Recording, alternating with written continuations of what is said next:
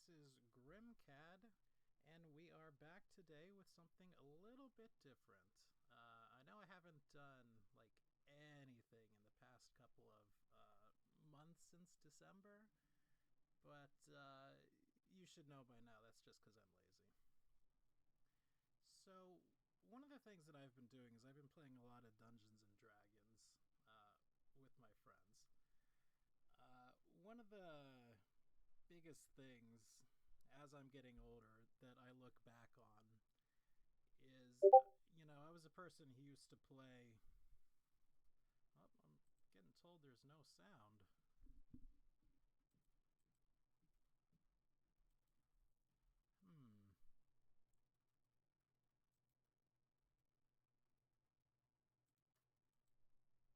Alright, well, we're gonna stop for a moment and we're gonna figure out what's going on with this one.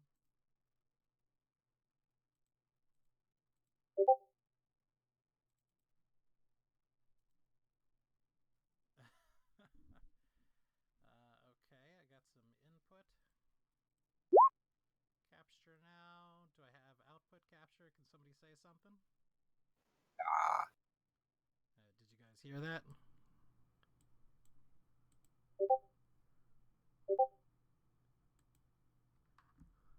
I've got Discord muted? I don't.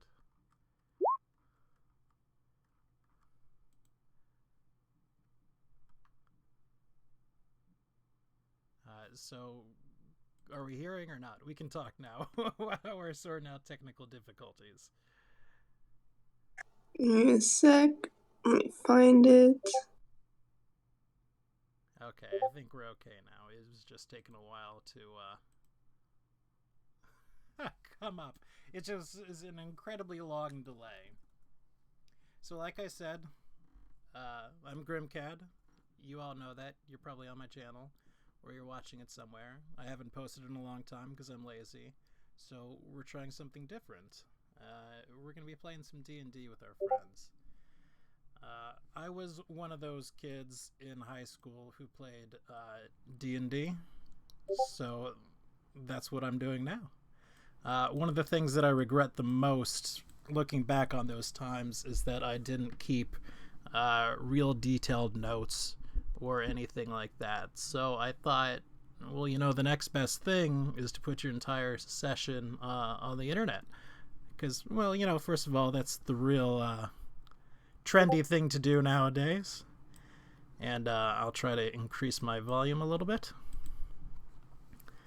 That's the real trendy thing to do. Alright, I'm getting all these Discord beeps. And so this is what we're doing. This is a campaign of my own making. It's called The Shifting City. And so before we actually do anything, I want to tell you a little bit about the campaign and about the city itself. We can see here sort of a very professionally drawn map of the city.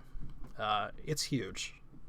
Each tile is a mile, so it's, somewhere around, 50 miles? Something like that.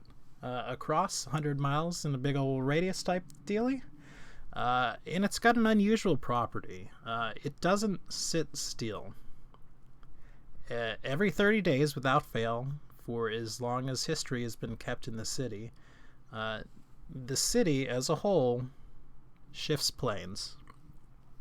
Seemingly at random. There doesn't seem to be any sort of patterns or anything to it like that. And if there is, well, the people in charge aren't telling anyone about it. So that makes things a bit difficult for the occupants inside, as you might be able to imagine. There's some tremendous forces going on every 30 days. There's a caste of people that's solely devoted to the upkeep of the city to make sure it doesn't fall apart, called the Zixchill. They're sort of a insectoid mantis type race. They may very well be the original inhabitants of the city, but if they are, they don't even know it. I suppose, even more important than that, I should mention about the geas of the city. Or geas, or geese, or however you want to pronounce it. There's some sort of force that projects from the city that if you live in the city for long enough, or are born in the city, that sort of compels you to work for the city.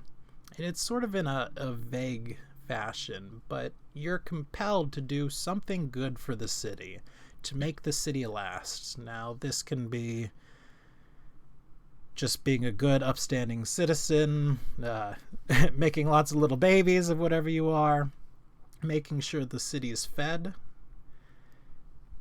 It can come in all sorts of shapes, forms, and sizes.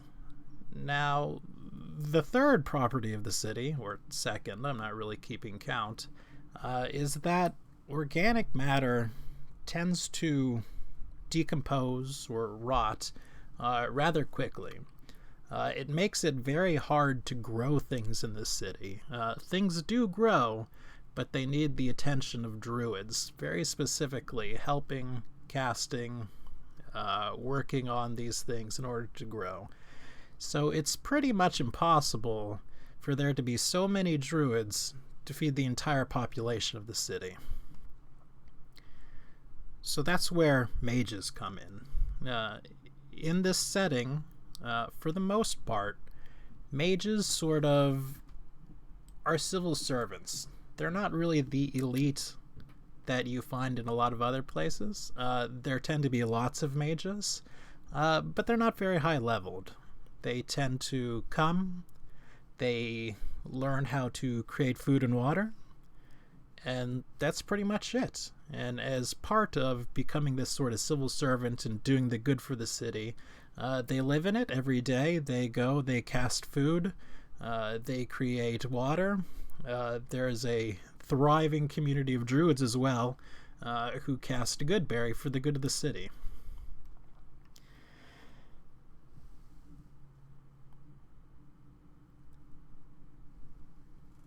One of the other things that happened is because there's not a lot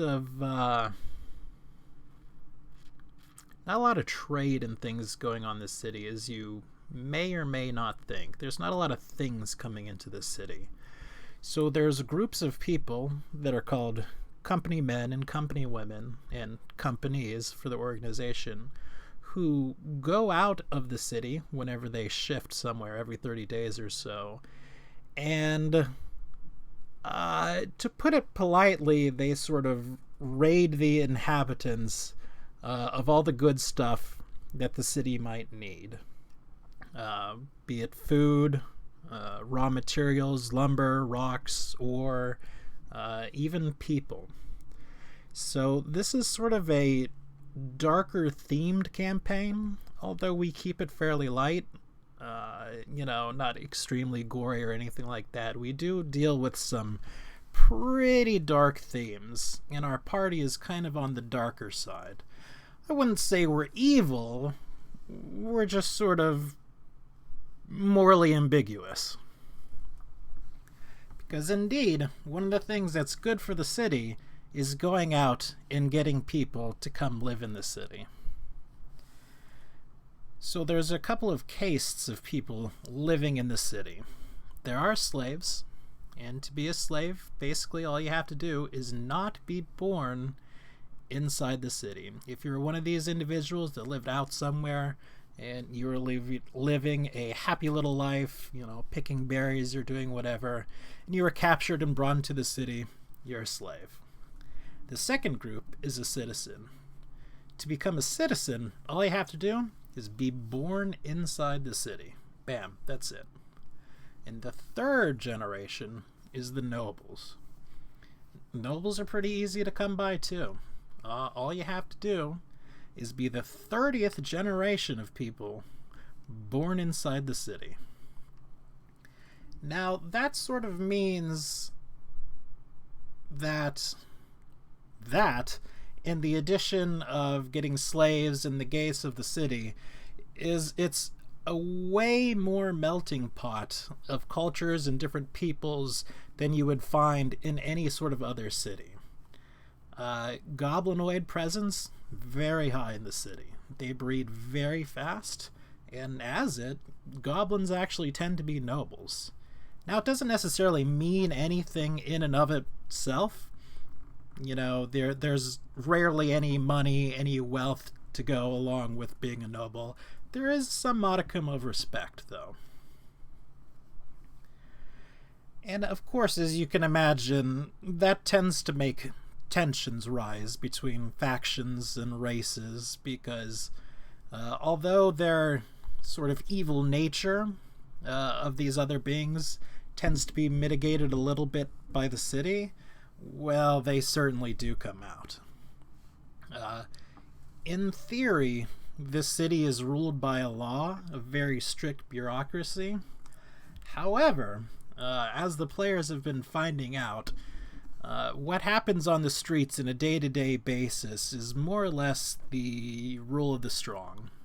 If you're big enough and bad enough to take something, you own it.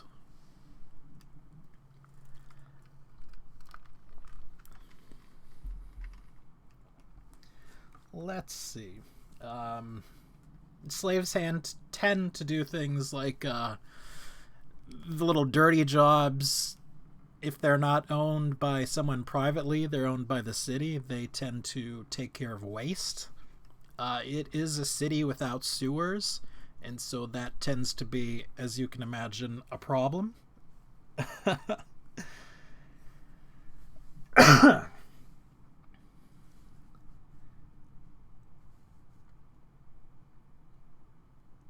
So alignments are sort of, sort of sketchy. Doing something that might be evil, again, touching on, like, kidnapping someone and enslaving someone, while inherently an evil act, by the city is considered good. I want to touch on just religion just a teensy-tiny little bit, because that talks a little bit about what the city is. And people don't really know what the city is. There are clerics who pray directly to the city. One of the throwback rules from Spelljammer, which I take a lot of inspiration from, was that gods only had an area of influence on the plane with which they were worshipped on. I can't even say it correctly. So you get away from those planes where those gods aren't worshipped anymore, and they don't have any power. So a lot of these people come in, they're clerics, they have no one to pray to, and through who knows exactly what, they start praying to the city. And oddly enough, the city itself answered them. There doesn't seem to be any sort of divine intelligence to it, so there's a lot of heated debate between the clergy about if the city is alive or it's made up of the people. All those people getting around thinking of good for the city, makes the city a god, or if the city is in fact a god and it's just intelligence is on a level that no one can really comprehend. So there, like I said, tends to be a lot of heated debate and a lot of fights on the streets when you're dealing with that. The clergy tends to be fanatical, as you may be able to imagine. Having direct physical contact with the deity or object you worship may lead you to have. I want to talk about the map. So expertly done. Just a teensy little bit. And where our party is now. In the center of the city, what we see here in black is walled. There is the seat of the Senate. There is the Mages Tower District.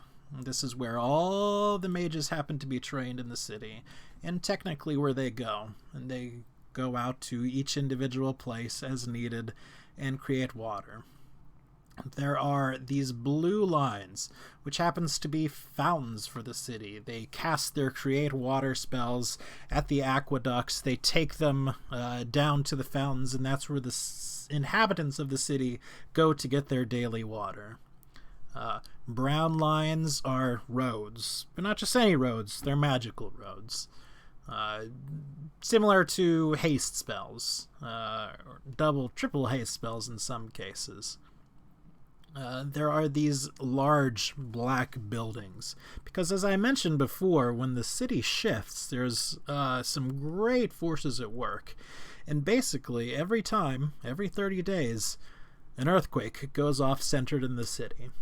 The sanctuaries themselves are ginormous structures created with magic, made to withstand the shift. So generally during a shift, people go there, then they leave after it comes.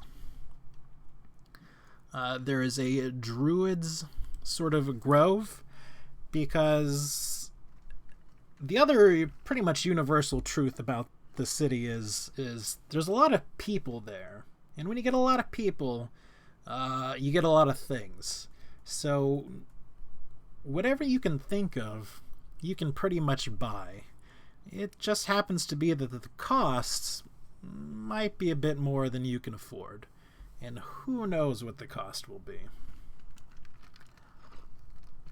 The people have a tendency to be very lazy, very apathetic to what goes around. They have everything they could want for free.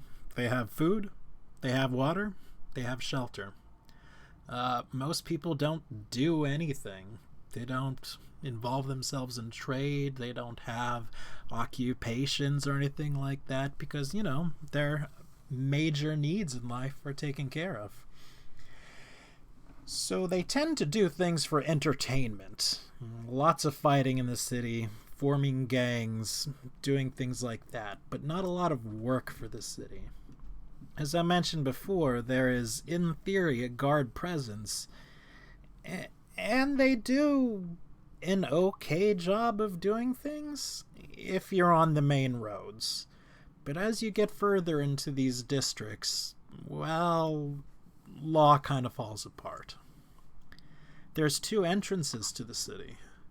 There's a main entrance to what's technically the south, and then there's an entrance to the north. The south gate is the one that's primarily used. The north gate is used for waste. A normal person wouldn't dream of leaving out the waste gate. That's for slaves, and pretty much slaves only.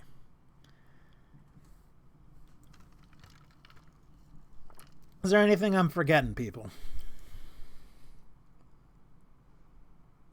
Not that I can remember. Yeah, neither can I. And I'm looking over my notes, and that seems to be pretty much it. So the next thing we're going to do is, now that we have a little bit of the history of the city and what's going on in the campaign, we're going to introduce our players and our characters. I'll start first because I kind of already did it. I go by Grimcad.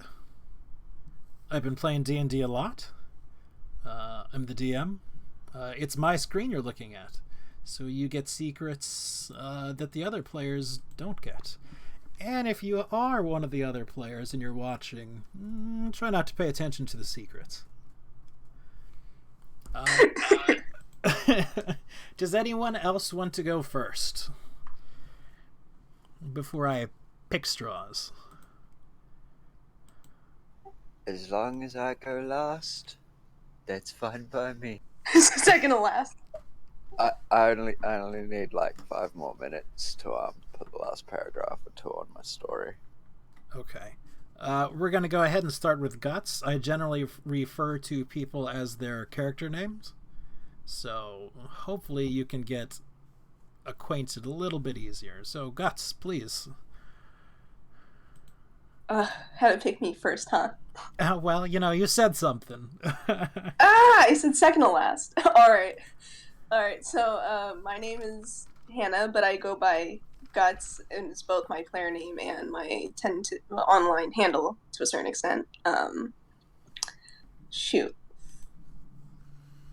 I'm not really sure how to start this.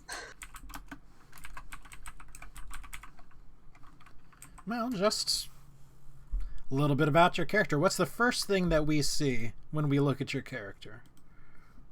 Well, Guts is an undead bard who was born inside the city, at least when she was alive. Her name was Natalia, and she served as a personal assistant to kind of an eccentric merchant, and he dealt in like rare antiquities and arcane artifacts that came through the city. And well, she was his business partner, more like his kind of assistant, and she would oversee his business. Well, sometimes he would leave to look for, stuff to bring back. And so when she wasn't, when he was there, she would take care of his cooking, transcribing letters, entertainment, that sort of thing. And eventually, I guess to how she ended up in this, undead state. Eventually, she was called away to attend a wedding for one of her cousins, and she left her I don't want to call him a master, but her business partner. She left him alone. And she was a little worried because there had been a few attempted burglaries. And then, so she ended up leaving, and when she came back, the entire place was ransacked and he was nowhere to be found. And then she blacks out because she feels a sharp pain in the back of her head. And then she wakes up, she's in a pit of bodies, and she is rotting away. And that is Guts. All right. Adrian. Maybe we are a little gory, huh? Yeah, maybe we are a little gory. I was reading some of the comments. Adrian, do you want to go next? Sure. I don't start coughing to death.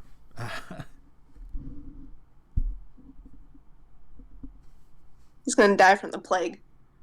Basically. The shifting plague,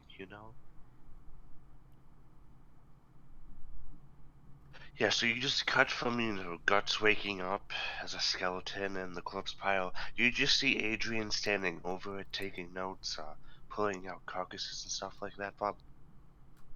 In, comparison. You see kind of about a tall, slenderish, human wearing white robes and having long, tied-back hair. They have a pouch over the kind of like a belt pouch kind of thing, with a small tome hanging out the side, along with other little knickknacks and objects, carrying varyingly a staff or some sort of focus of some sort from time to time. The party wizard. Now and then you can also probably, apart from the weird lights and sounds and whatever experiments happening, you can also hear and smell the stench of smoke and fire and the steady hammering of a hammer against molten metal, as one of the original kind of lines of work was it being a blacksmith of sorts. And similarly to the rest of the party, Adrian was born into the city, though he was the quote-unquote lucky generation that made it into nobility. Born among a family with maybe a sibling or two that share in his status. The rest of his family are considered, I want to say they're considered civilians, not nobility, right?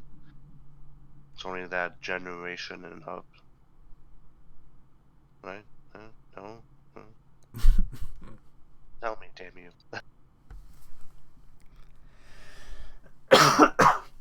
Excuse me.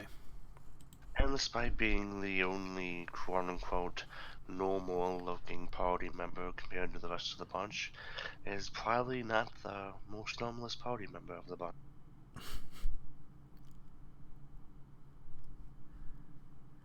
Yeah, I still think that's a little up for debate. I think all things even considered, you may be the most normal. Just wait until level 6. Just wait until level 6. Just wait till we introduce Janeon. Yeah. Really, I think Rick is actually the most normal, now that I think about it. And so that's Rick's a great Rick's definitely segue one of for Rick to join in.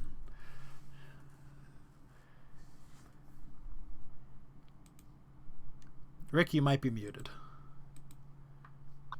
It totally was.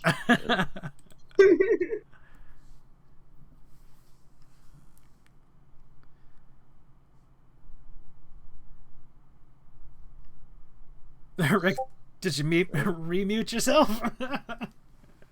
I've got push to talk in. I've got my thing written down. I can't think of how to describe my character.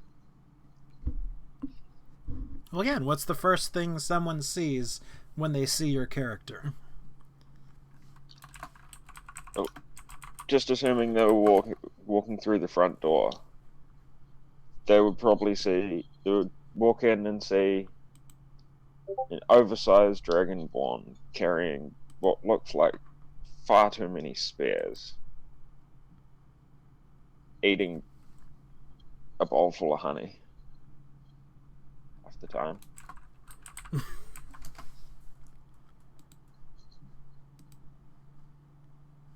That's the outward appearance you would see. All right. What's a little bit about the backstory of Rick?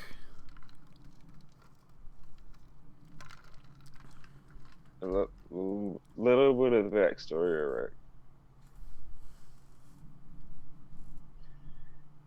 Ooh. Rick did maybe 6 or 7 good years of labor working with the Zetchel, just carting stones and lifting things, and from that he gained quite a lot of strength and knowledge of Orcish, because he used to hang around with the Orcish employees, and he learnt it so he could make fun of all the other employees that weren't Orcish. Did you say so you could make fun of the other non-Orcish employees? Yeah, well, he would hang out with all the orcs, and they would all make fun of all the non-orcs. Gotcha. And his mother used to work with a company. Tabs. His mother used to work at a company run primarily by goblins. So, from childhood, Rick grew up learning Goblin. And that's how he learned the Orcish off the orcs, was in exchange to teach them Goblin.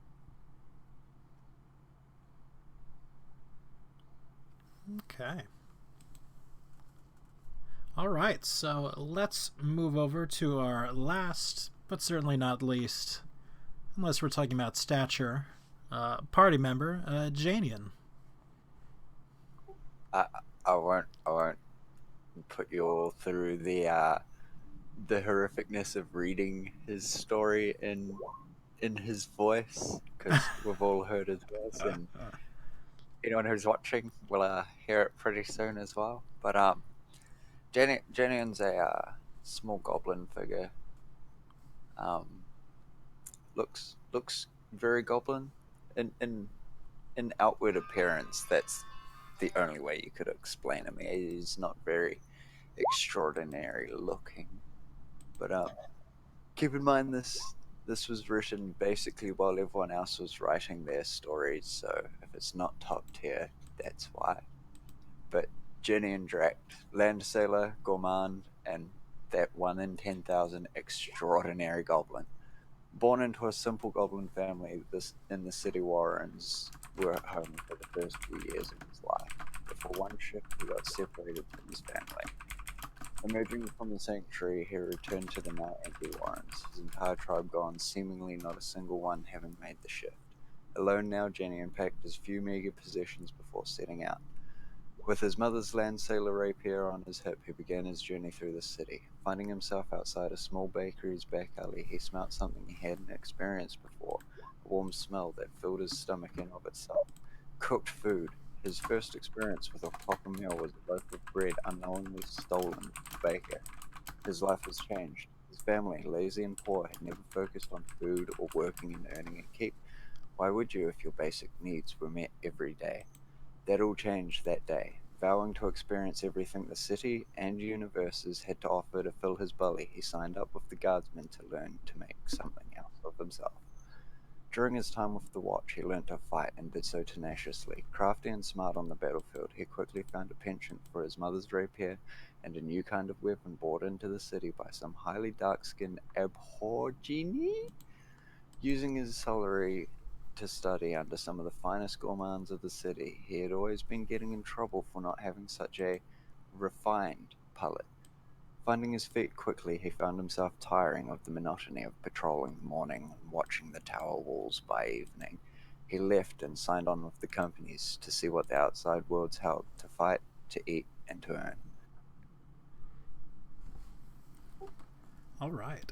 So there is one or two things that I would like to say before we start getting into some of the things.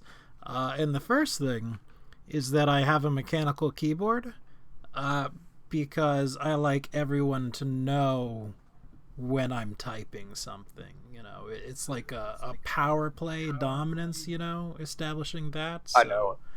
I know what that's like. You pose to show your dominance. Exactly. So, for real, I do apologize for the clickety-clacking that may be in the background, but that's probably not going to go away. I don't have a mechanical keyboard, but I type really hard to get I just slap the keys. All right, so Been there. let's talk a little bit about, just a little bit, about some of the exploits that we've already done in the city. So, when we first started our campaign, the place where we started was a plane in which the city was pretty much endlessly falling. Is some sort of plane of air or maybe even nothingness. Nobody really knows, because obviously there wasn't a lot of people going out, but there was just this constant present sensation of falling for an entire month. Now, as you can imagine, after the end of that month, the city had consumed a lot of its resources. So it was very important that the next month, these company men and women go out and get something. And does anybody want to explain a little bit what happened on the next plane? Or shall I? Meet scarecrows. Spiders. There may have both been And meat fog. scarecrows and spiders.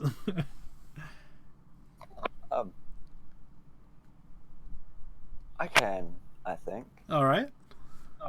I remember a vast majority of what happened.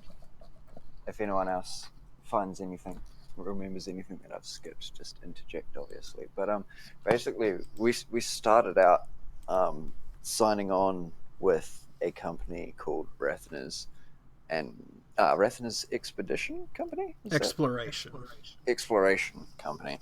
And we signed on with this man called Hambone, who obviously isn't Rathner, but that's for later on in the story. But we ended up going out into a land that was heavily wooded with, it seemed to be almost an endless forest with heavy, thick fog. And we traveled to this Hambone's plot of land outside the city, and we worked security for him for a time. And then there were these giant, we called them spiders for lack of a better word, but they were like, if Grim actually wants to show his viewers the handout picture of them, to give them a better understanding of it. We ended up fighting and capturing some of them during our month there, but we also ended up finding this giant stone statue, we could say, but it seemed to be a head, and it had all these gems around it and an entire dead encampment of people as well that seemed to have been fed into this giant head of the statue, and out pop these gems. So, I mean, let's keep in mind that our party is quite morally ambiguous. So we may or may not have fed another body to the head as well. But after some discussion and some other things happening, we ended up getting our Dragonborn to basically just drag this giant head with us back to our camp. And so needless to say, that left quite a few tracks for the authorities to follow back to us, which we didn't really think about at the time, I don't think. But a bit earlier than that, there were meat scarecrows, two orcs that we found out were spies, and Hambone took them out, and then the necromancer and the goblin. Was it the necromancer and the goblin? Yes. Yes, the necromancer and the goblin made meat scarecrows, and the goblin had 2 snacks to snack on for a week in the form of hands. Maybe we're a little gory. Yeah. Totally not extremely gory, but after we dragged the head back, this dwarf ended up turning up with a couple of, were they frost giants or storm giants? Storm giants, I believe. Storm giants, and old Stromboli or Stromtoli. He ended up being an official from the city investigating what had happened to this encampment and everything like this. So we ended up almost getting in trouble for that, but luckily he had the power to read minds and saw that we weren't actually lying to him when we told him everything that had happened and that we had just, stumbled on this giant stone statue head. So we ended up getting cleared with the authorities on that factor for now. And I feel like I'm forgetting something from that part. We captured some spiders. Did you include me? Oh, yes. The head had this giant blue crystal. Well, not giant, but the size of a basketball or something like that. A blue crystal in it, a larger version of what was being spat out of the mouth of the opening and of the statue. And there was actually this sentient floating rock in there that we taught the ideas of sentiency and of personality to, and now it thinks that me is a valid name, and we kind of just let it. But yeah, when it entered the city, the city went haywire, and then he shut down. So we don't actually know if me is still floating around somewhere in the city or if he's an inanimate rock. But I like to think he's still floating around. But yeah, we managed to remove said rock, and sentient rocks are really difficult to deal with when they're ancient beings that haven't really dealt with the thought process of being sentient and having a personality and everything like that. And it seems to be quite fond of doing things. Or really, it's kind of fond of not doing things. Not doing things? I thought it liked the fact that it was able to Oh, well, it likes doing move things, around but and not be trapped and stuff. anytime you asked it to do something, it said no. Oh, yeah. Like, it likes doing things it wants to do. It doesn't want to do things you want to do. it likes the thought of being able to say yes and no, and particularly no. But yeah, I think Did you mention about the Orcish brothers? I only mentioned them in Meet Scarecrow form. Okay. Yes, because I know some of that plays into the story we're currently playing through, so I didn't want to spoiler alert for Sure. any potential viewers. We can have that come up a little bit. I'd like to know we left a message saying the goblins did it. I mean, we weren't technically wrong, seeing as I did in fact do it. So I do have one other thing that I'd like to mention, as an in-between or as an aside, not dealing with the story at all. I am on Wednesdays, which is D&D Day, an avid coffee drinker. That's coffee. So I'm like, I don't know, 6 cups in right now or something like that. So there will be very many frequent but short trips to the restroom. So forgive me on that one. Kafifi, of course. So, what happened after that? We managed to have a successful haul with the sort of help, or maybe despite Hambone and his antics, for our first month, and we made a little bit of a name for ourselves. The second month, what did we do? I'll let someone else do the second month.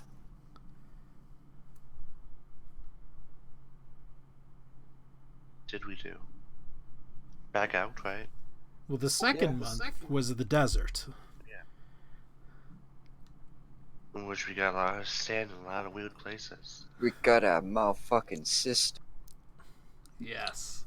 How did it even start, though? Because I remember we went out and we found, I don't want to say a tomb, but like a you found underground some ruins. Went to an underground ruin. We found like this tablet. We took the tablet because it had some weird inscription on it, right? Mm-hmm. We wanted to figure out what it was going to do. And then we wandered the desert until we came across this guy and his lizard dog, this lizard guy and his lizard dogs. What was his name again? Tax, yeah. So we fought him, or did Rick fight him? Was it just Rick? I think it was just Rick. No, that was just me. Okay, so just Rick fought him, and Rick defeated him. So Tax ended up taking us back to his tribe and introduced us to a bunch of other people there. And we met this, how would you describe it? Because I know there's shoot, let me find all the...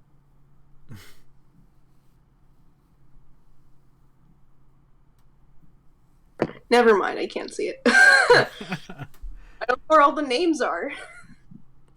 Oh, all the names of the people? Yeah. Of the other lizard folk? Like, which one are you looking for? Like, there was, like, Gertax, and Reich, and Roxol was the chief. Yeah. The chief, the champion, and then the spirit we ran into. Spirit... Scav.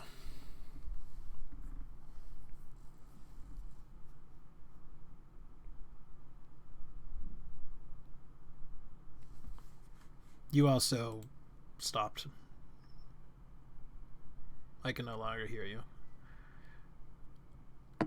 Oops.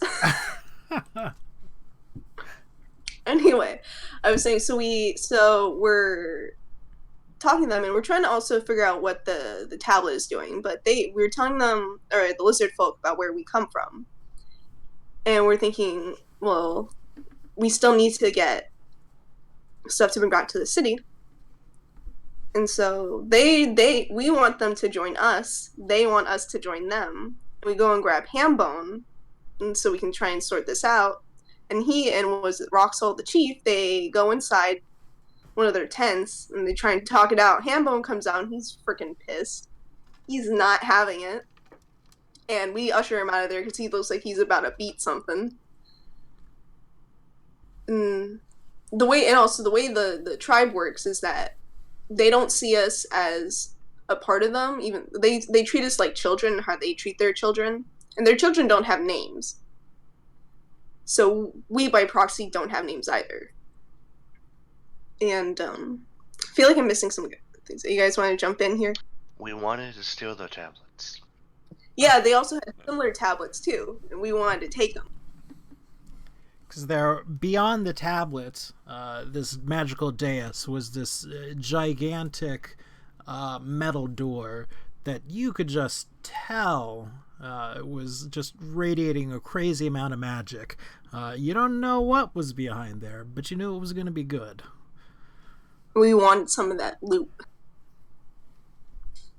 So, one way in order to get us to join the tribe, well, the way we were going to do is you were going to try and fake out the tribe. We were going to try and join them, and then if they turned on us, we kill them all.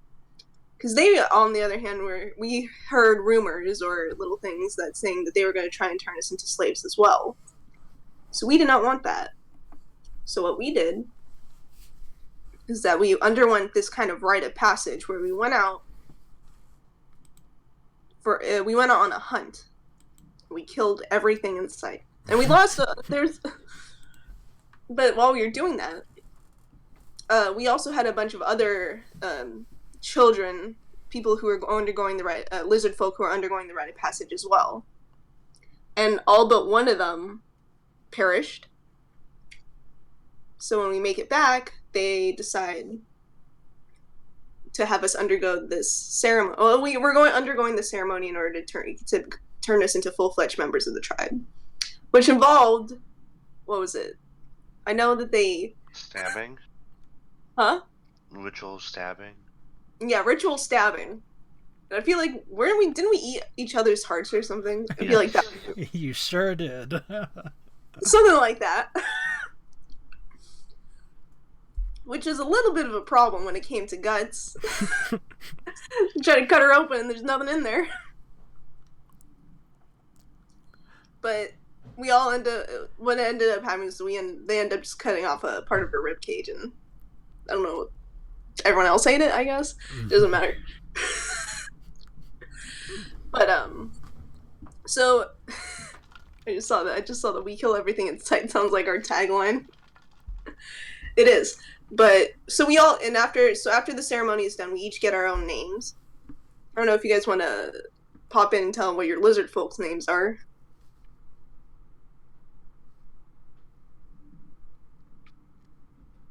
No.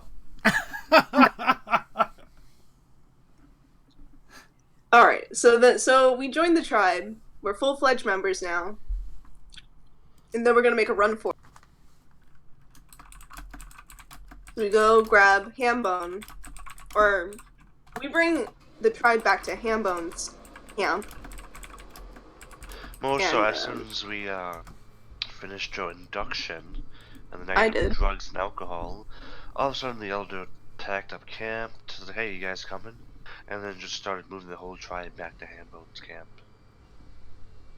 Which was a crazy power play on his part, because there was this whole thing where you didn't exactly know what you were going to do, and we were starting plans of how to kill everyone and take the rest of the tribe sort of as your own slaves into captivity and all that.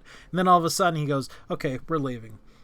And then the place where he led you to was straight back to your camp, where Hambone currently was with some other guests who happened to come out, sort of heavy hitters, to come and sort of engineer the heck out of the dungeon you had found, or the ruins.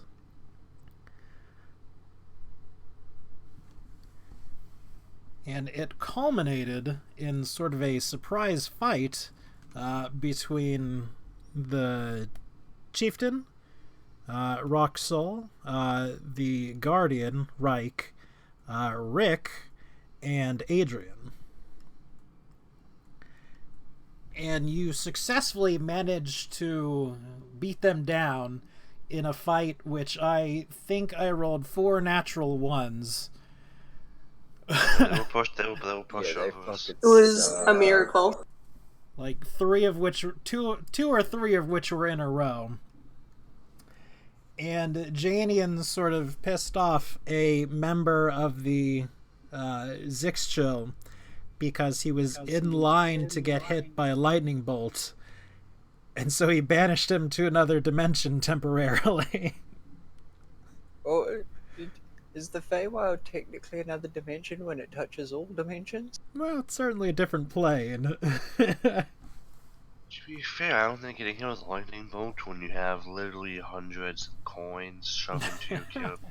Yeah, he says he would have been okay, but frankly, that dude was a massive fucking lightning rod. He was gonna light up like the 4th of July.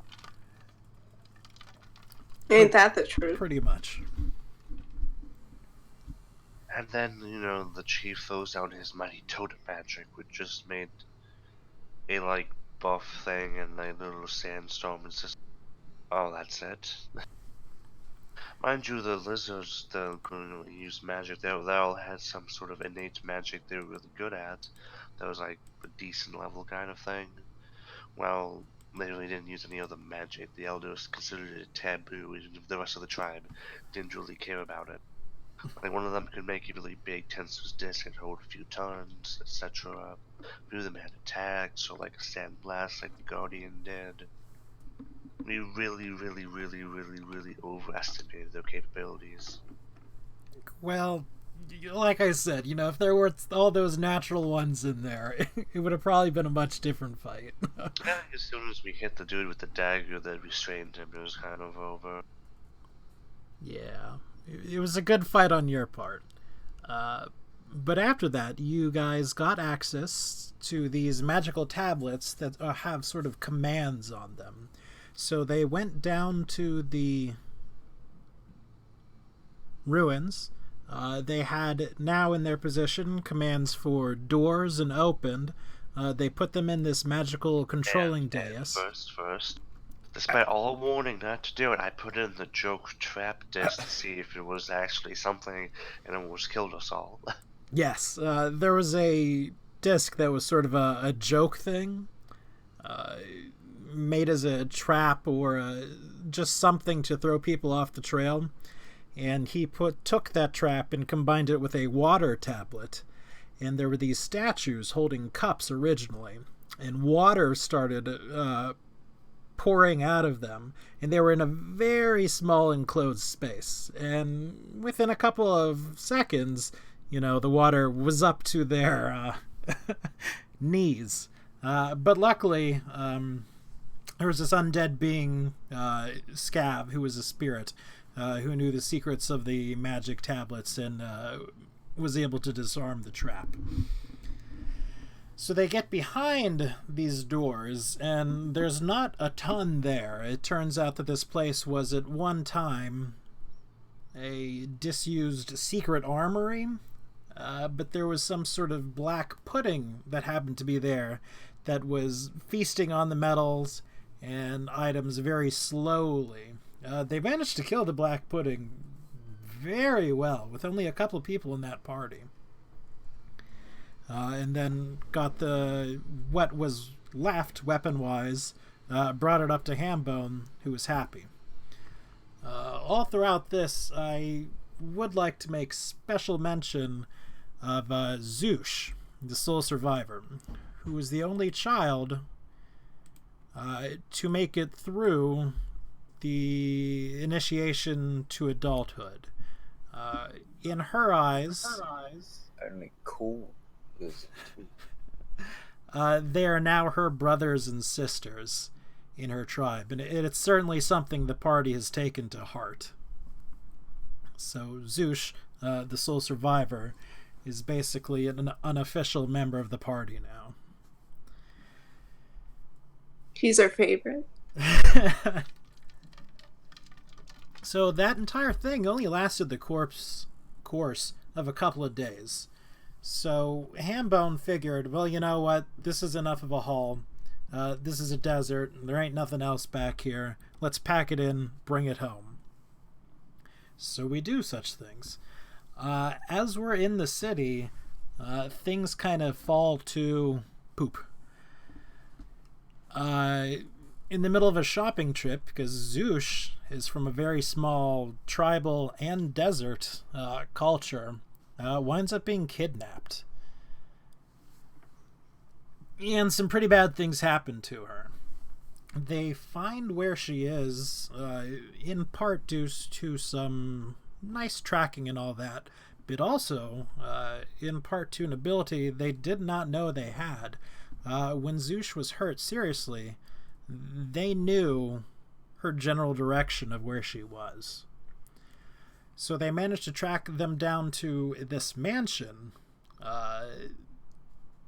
They very subtly dealt with the guards by sort of kicking the doors down and killing every single person inside the mansion.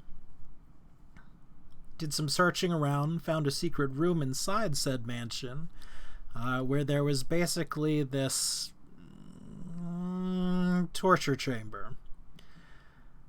As they battled their way past a barbed demon that was summoned to stand guard, Zoosh has her innate magical abilities awakened and manages to somehow kill everyone that was doing some terrible, terrible things to her. Terrible is an understatement. Terrible is pretty bad. Like, it was rough. It involved the hard R word, so...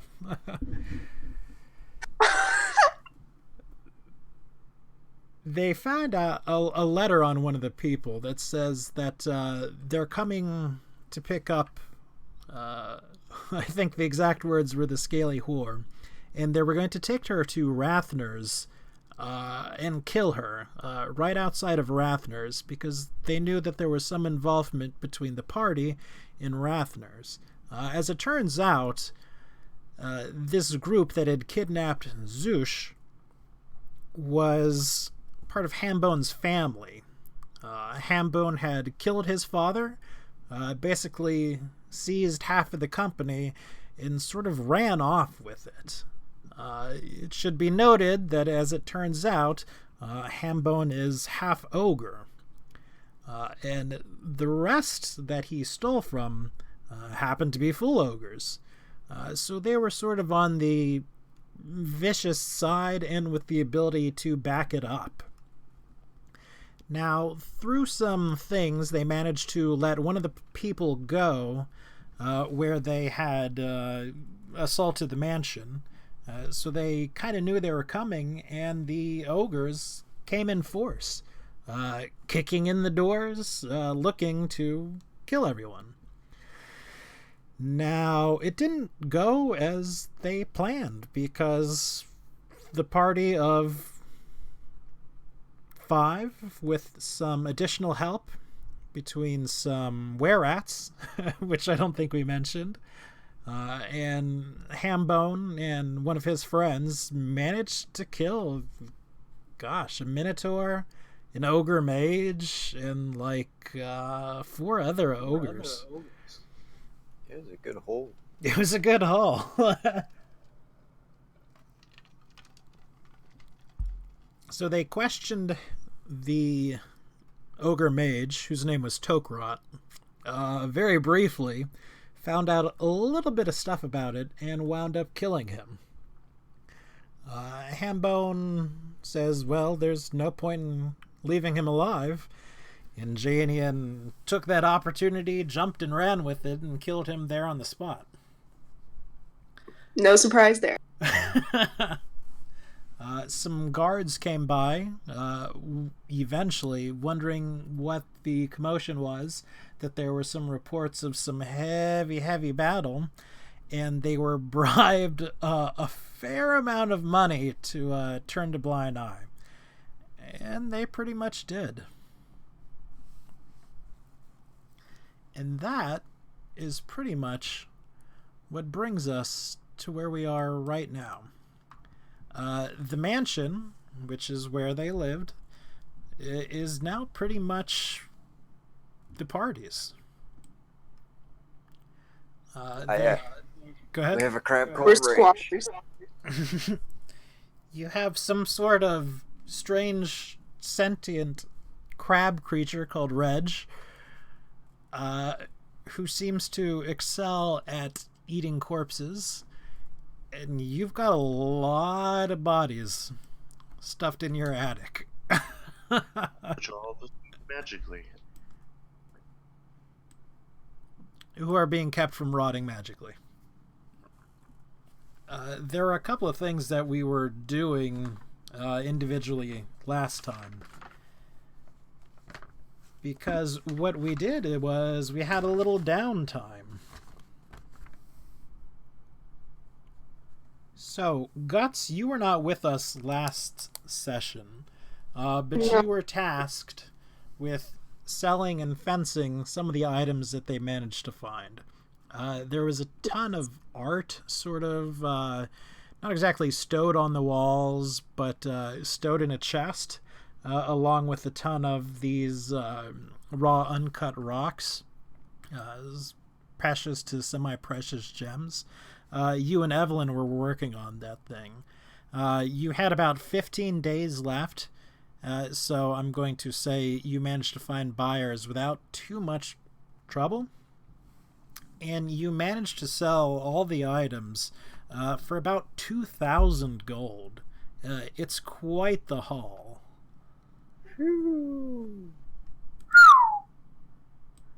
That's company balance, is it? That's certainly how I would consider it. So I would add it into that. What did we get? 2,000 gold, 2,000. long story short, for selling all of your art and the stones. I just edited the company I just balance. added it to 2. So we had 100 Yes, house funds, we got total of funds 2,000. Yep. And so those other things that we spoke with last time are good. We also made a contract with this other faction that we've come into contact with, called the Rat House, which happens to be seemingly run by a group of were-rats. So this next month we're going to be going out with them. They're going to be paying the party a total of 1,250 gold. That's on completion. They're giving everyone, I have 20 gold written down right now, sort of a retainer's fee, so you don't do anything from the end of the month to now when you're working. You have foraging rights, so you can go out and to some extent you can, herbs, you can pick fruits, things like that. Because as it turns out, you also happen to have an offer from some druids for seeds that are exotic. They'll be providing you with rations and water. If you kill something, you can keep it. And in exchange for going out with them, you're sort of offering security to them. Now, I'm retconning a little bit of it, because before I said you had to keep each and every individual rat safe, because, the rumor is, and confirmed by them, that they travel with rats. I've decided that we're not doing that. You have to keep the big ones safe, basically. A better deal, I think. Much better, because the way I decided they're going to be using these rats, well, they're rats.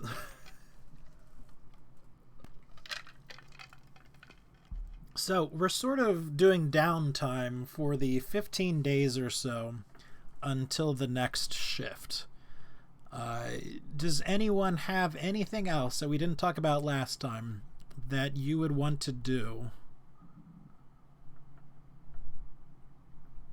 I know Adrian was working on a lot of crafting and whatnot. Janeon, you were working on upgrading your shield. Yeah.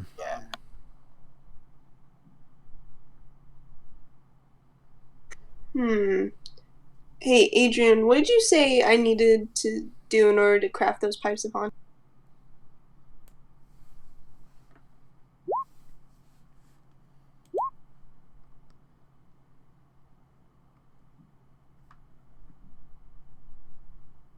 200 gold in 2 weeks. Something like that, I think. Yeah. I mean, if I have the money, so I'm fine with it. All right. We can go ahead and do that. Nice. Adrian I'm gonna needed get that to work. him about the fact that he's currently doing like 3 or 4 projects now. I know he's not doing my shield, but I know he's doing whatever he's doing for himself. He's doing Rick's glaive, and he's doing now Guts's things. No, Gus is doing her own thing. I'm only doing Rick's stuff, I think. I love that comment, by the way, Adrian. What? Goblin, goblin, goblin, goblin. Hand jerk. It's a perfect summary of Janeon. Yeah, Guts can make her own magical item. You know, she's a spellcaster, so she can do it. You know, my rules for making stuff are pretty Fair enough. pretty easy.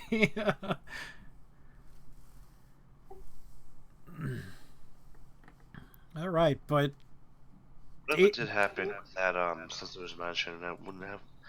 I'm presuming those people didn't show up for the meeting at this place. How long would it take to train Moria to be a war donkey? a war donkey? Yeah.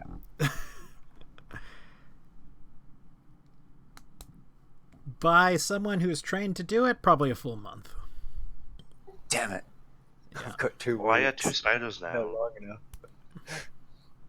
Well, I just figured, would land vehicle training cover that as well?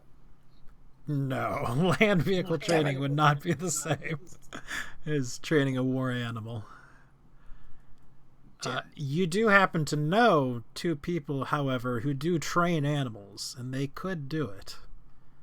It's the same 2 people who are training Adrian spiders.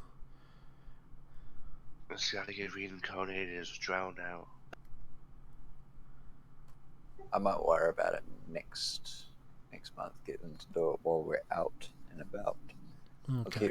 I'll keep it with me in case we need it for the next 2 weeks before Remember we to leave. buy the bag of 50 chickens to Reg. Oh yeah. I've Janeon will do the general house shopping and stuff, food shopping and stuff at some point, so he'll buy that as well. I feel so bad for whoever we hired to watch this place. Why? They've only got to let a chicken go every now and then. Well, I mean the preservation magic only lasts so long that the attic's gonna start smelling soon. Speaking of which, when you talk to this person, are you giving them any specific instructions about it? About Reg or About anything. I mean, you know, we talked a little bit about Reg and how just give him a chicken a day and don't be creeped Stay out. out of the attic. Feed the animals. Don't die. don't go into the secret attic filled with corpses. Wait, what? Don't worry about it. Wait, what? Don't worry about it. No, but I was say, yeah, don't go in the secret room. It's my experimentation room. You could get hit by some lingering magic. And, Hey, you know that secret room you knew nothing about? Yeah, please don't go in. Don't go in that room. Yeah, just in case you do go in that secret room, you know, there's magic in there, illusions. You'll see things that aren't real. Well, I'll probably just tell them to stay out of my my lab without telling them which room it is.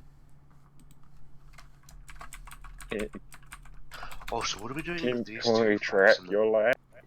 What are we doing with these 2? That's the other question. You have 2 bodies that you could not get up into the attic. Oh, well, if no one has any reservations about it, Janeon's just gonna butcher them enough that they can get up there. If they're the ogres, didn't Reg eat most of one? No, that was the one that was in Reg's room, Turok, or whatever it was. Tokrot. Not yeah, Tokrot, that's it. I do Those want two one were the ogre. other ones. But yes, Mostly because I want to ride one into battle, but... well, you might have to make do with making an amalgamation. Because, yeah, the only way they're getting upstairs is in 8 pieces each. If we're going to be dragging around corpses, should we find out who the innocent bystander by the door is? This person is your servant. He is the person who is keeping the house for the next. I have simply moved a token onto the map for it. Oh, you don't worry about this. They kind of had it coming. I assume he comes after you did that. His only real stipulation would be just, stay out of the attic, stay to the main 2 floors. Well, he doesn't know of the about house. that. The attic's a secret door, remember? Yeah.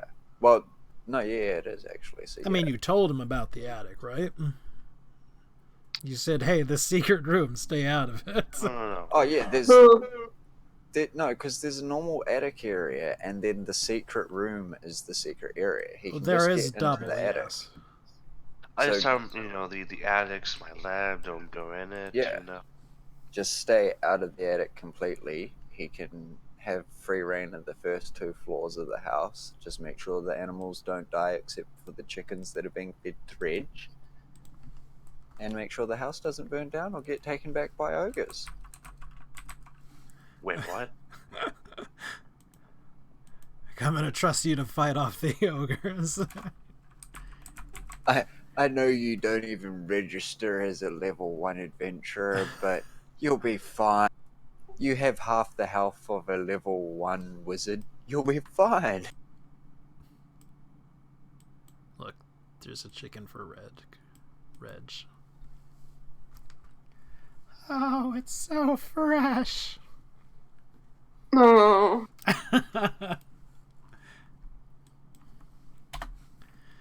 Okay, so we've quartered and dismantled and taken the chunks of the ogres upstairs. Zoosh is working on her magic, / learning the language.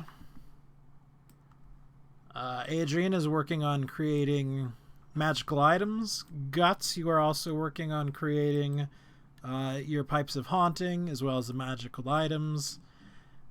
Janeon, you were working on trading your stuff, as well as just sort of general day-to-day things. You weren't doing too much else other than that, correct?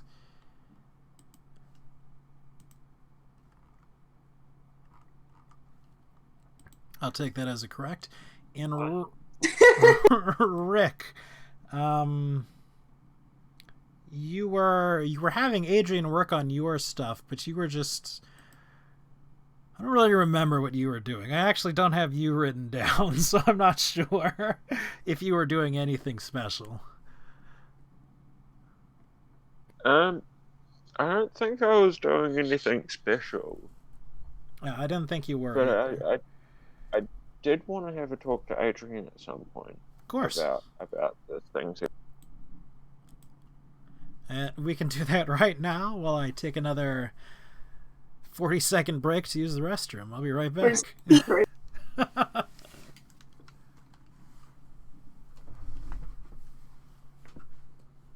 What? So, you know how you were totally making me an armor and then enchanting my glaive?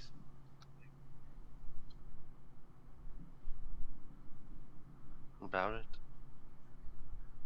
What'd you say? What about it?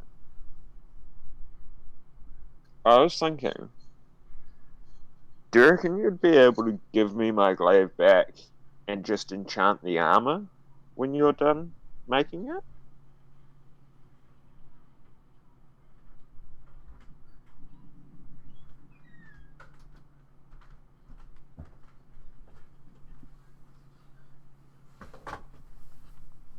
Well, you can have the glaive back. I wasn't working on it. I point over to the corner little workshop area. As you see me working on another glaive, I was just gonna make a new one to fit with the aesthetics, you know? I mean, like, if you wanna continue borrowing it and make a copy of it, then yeah, go.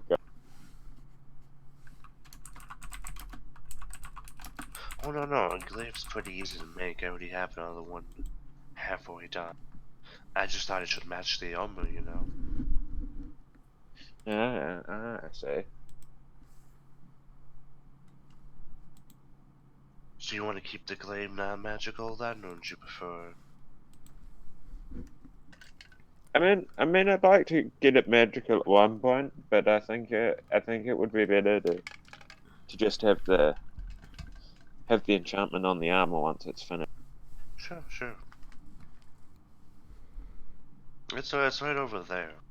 I pointed over to this little mannequin that has this the scale mail sitting on it. I believe it's scale mail. Double check.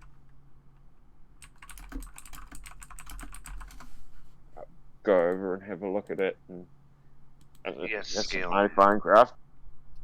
Yeah, it's all like curved piece of metal. It really kind of the scales are pretty fine. It looks like almost similar to your scales on your actual dragon scales you have on you, and it's like a nice almost dark iron, almost blackish look to it.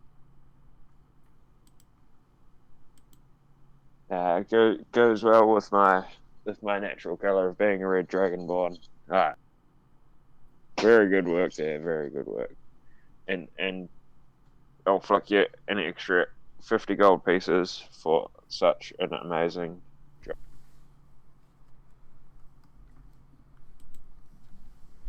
All right.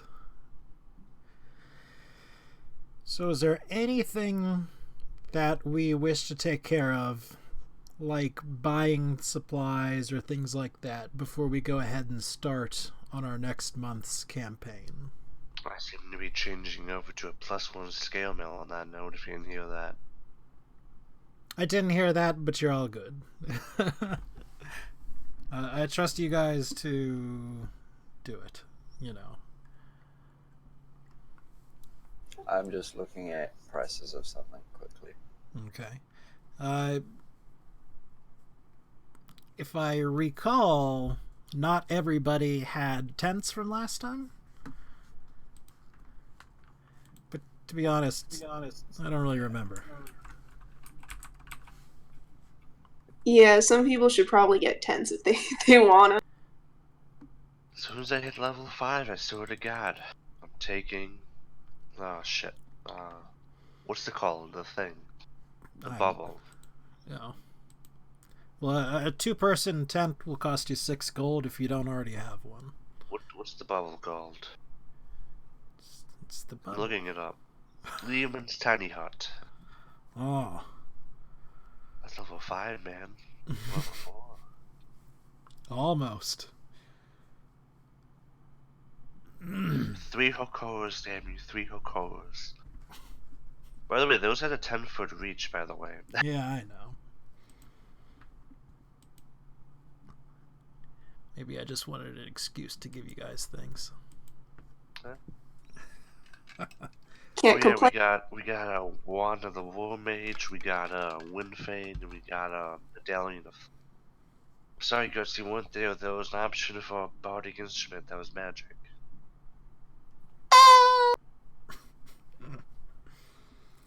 I don't even remember what it did though. It was just pulled from random. It was one of the loots, I think, right? Could be.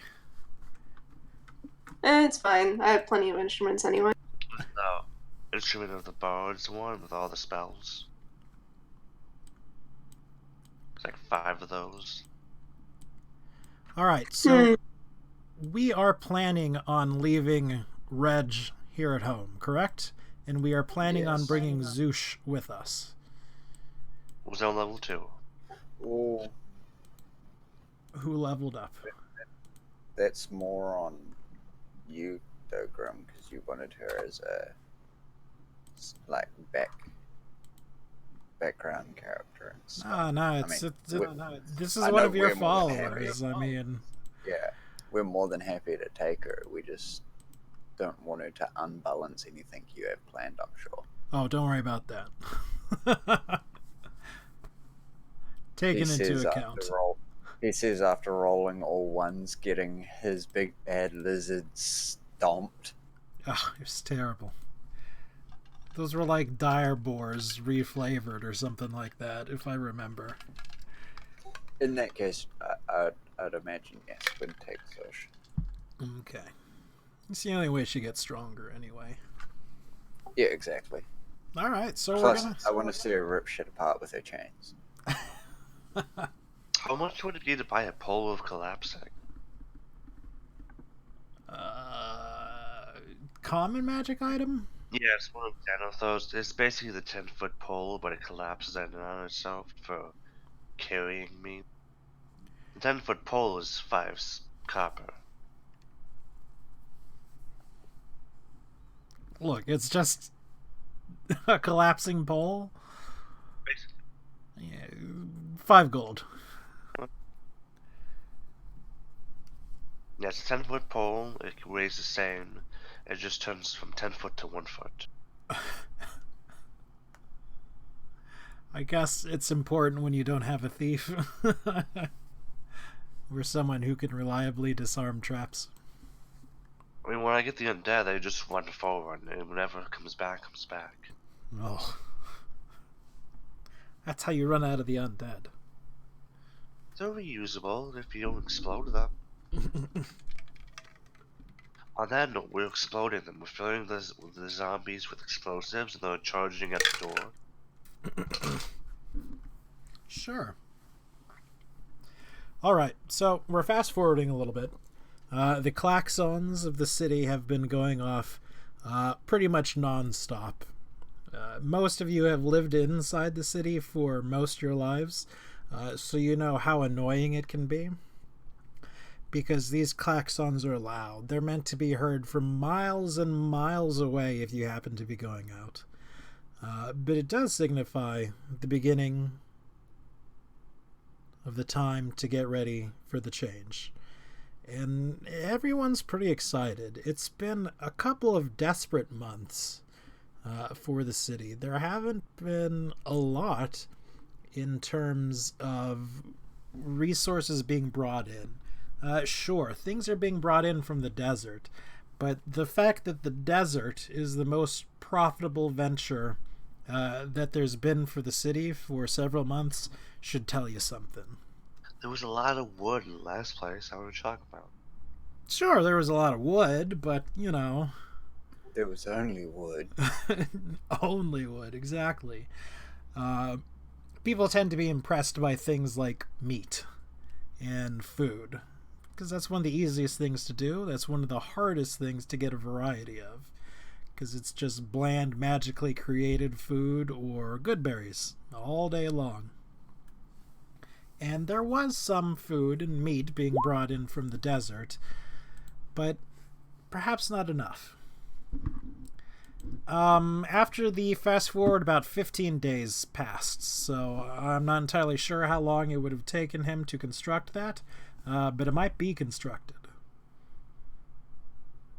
Adrian, is it constructed? Or enchanted? There's what? The scale mail armor, the +1 that you... Oh, yeah, that's all set. That's all done? Yeah. Okay, so yes, you have that, Rick. So I said you gained +1 scale mail and a black dragon glaive. Because it's aesthetically matching. Sure. I have to wrap up in a blanket. It's cold where I am. It was like 40 last night or something. That's ridiculous. It's spring.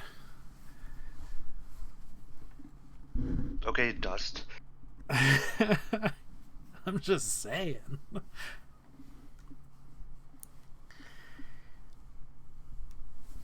So you go to... Okay, well, here's the question for you. You all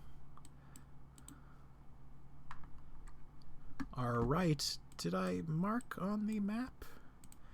I did not mark on the map.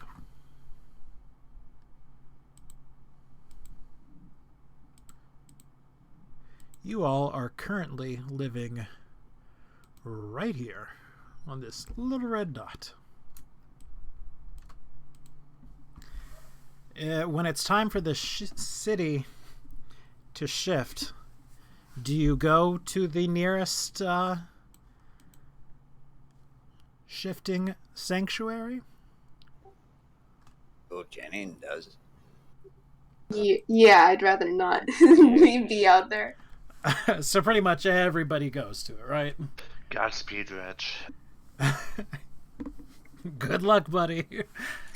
Yeah, what happens to, like, critters and stuff like that? Because I assume they can't really just, like, herd all of the murderous spiders that we brought back into one of these sanctuaries. They're in a pretty open area. Nothing to fall on them. Yeah, like the Druids area specifically is fairly open. Not a lot of buildings there, and the buildings that are there don't happen to be very tall. Sure, they get hit by the same thing that the rest of the city gets hit with, so, you know, uprooted trees and all that, but the property damage, technically, tends to be a bit less, you know, because the buildings just aren't there to do tons of damage.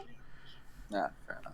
Honestly, if the manor's like stone and wood, it should be pretty fine. Nothing's taller than it. It's got the other place right behind it. We could reinforce it with like steel girders to add some more earthquake proofness, but it's probably fine. So wait, yeah, what? Why can't people just stay in their homes? Well, they can. The buildings tend to be pretty tall, and over the course of years, they tend to be made of like more pieces of flagstone and all that, rather than super well constructed mortar and all that. It's more an expertly thing put together and stacked, rather than it is going through all the steps. So when an earthquake hits, it sort of crumbles. And mind you, we live in the nice part of town. The rest of it's basically just kind of bare. Like, I'm sure our neighborhood will be fine for the most part. Mm-hmm. But it's also an excuse for people to get together. You know, there tend to be lots of markets and things in this area, and certainly not everyone goes to these sanctuaries. Lots of people don't, but lots of people do as well. Fair enough. So the city shifts, and it's now the morning of the day you're supposed to meet up with the rat house. So, first glance outside, what does it look like? Pretty normal, or what you would consider to be normal. It's temperate. There's one sun. It happens to be down at the moment because, of course, it's midnight, according to your time. But there's nothing weird about it. There's no giant suns in the air. There's no permeating fog. You're not falling. It's just a nice blue sky. There's clouds. It looks good. It's what a human would consider its favorable baseline condition.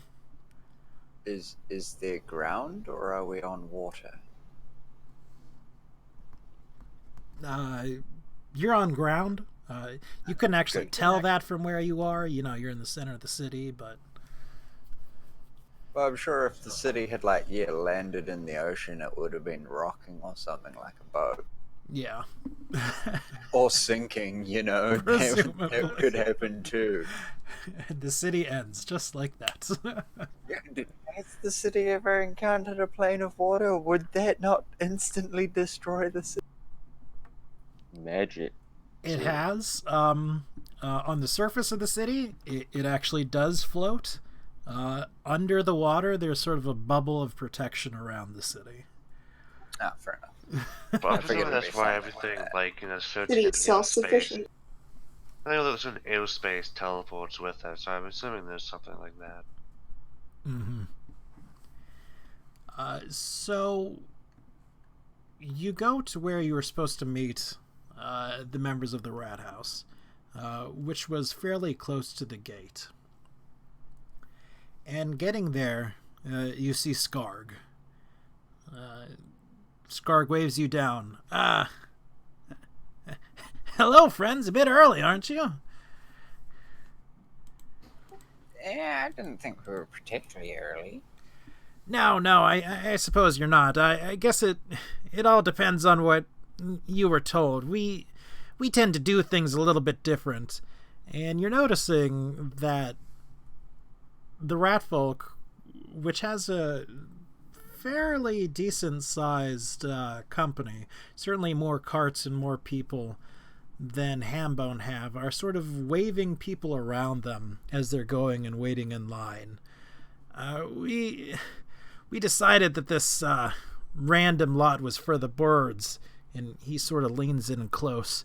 So what we do now is we wait for the day of the shift, and then we have this artifact, which we use, and it tells us where people are, and, well, that's where we go.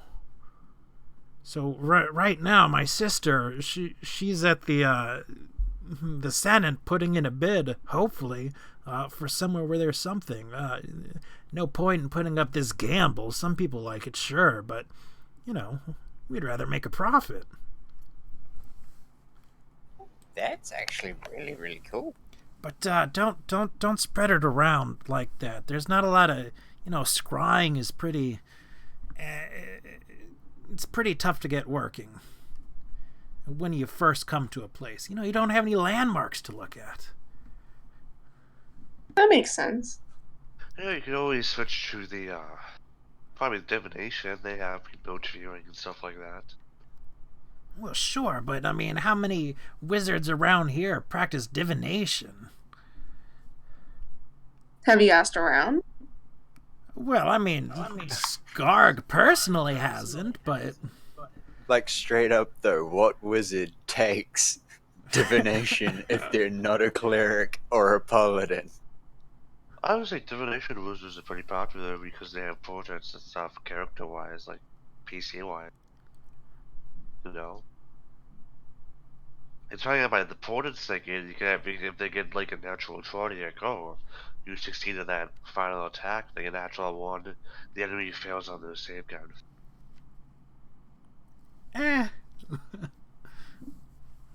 Portraits OP, yo. Plus, I'm pretty sure like level 10, they're basically a true sight. So, in the group of the company for the Rat House, it's a lot more varied than you may have been thinking. First of all, also slightly unusual to you, is you don't see any of the little scurrying type of rats. You do see that all the wagons that they have are sort of these covered wagons. There's a mix of people and a couple of the rat folk, but they're definitely in the majority here. But they all seem to be sort of waiting, and people, to be frank, even though they're sort of waving people on around them as they're moving, they're not treating them well. Whenever somebody passes them, they're filthy vermin and sewer dwellers, get out of the city. You don't belong here. And the people take it pretty stoically. You can tell that there are some feathers being ruffled, but they're showing sort of a show of patience that you yourselves might not necessarily show to being directly insulted. Got that right. Would we at all?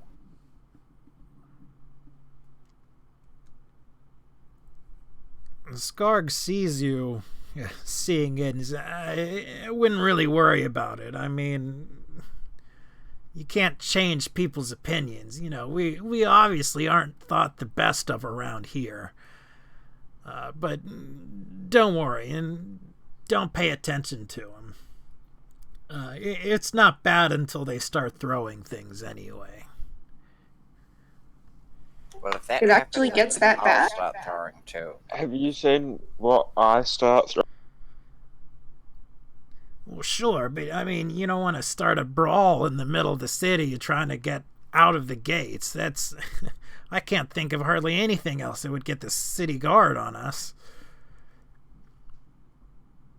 But yeah, sometimes it does get bad to the point where they throw things. People don't like rats. I don't know what to tell you. Or just wait till they got skeletons to deal with. I kind of know what that's like. Yeah, right. And he sort of gestures to you. No offense, of course.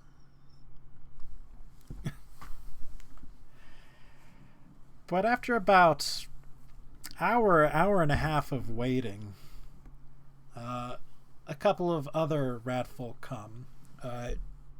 Chol, which you may remember you had the meeting with, and Vex come by.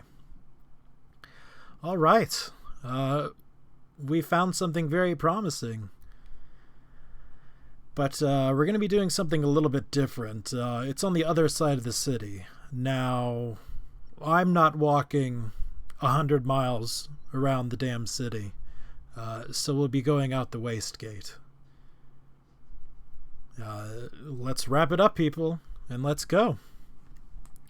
Charles sort of moves to the front of the wagon, climbs up on there, and turns it around. You progress through the city at a very decent clip, to say the least. And you make your way to the waste gate. And it's pretty bad. As it's been mentioned before, there's sort of a slave uprising or something going on in the city. And so, while you may not have visited the waste gate before, you imagine that there's probably a bit more bureaucracy present than looks like it's present. Things are piled up, and you don't want to look too closely at those things. There's slave children, and instead of starting to take out the waste, they're just sort of dumping it where they stand. It's a bad thing. And you're kind of getting the impression, looking at it from right here, that the city is kind of sick. And it's worrying. This should be something that's easily flowing. As bad as it is, being the waste gate, it should be clean. I wonder why. Is there anyone we can ask about this?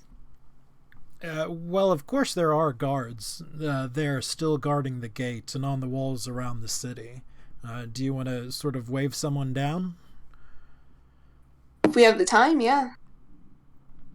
Well, you're pretty much on the move, but there is a little waiting involved. Just not much, because even still, people are trying to leave out the waste gate.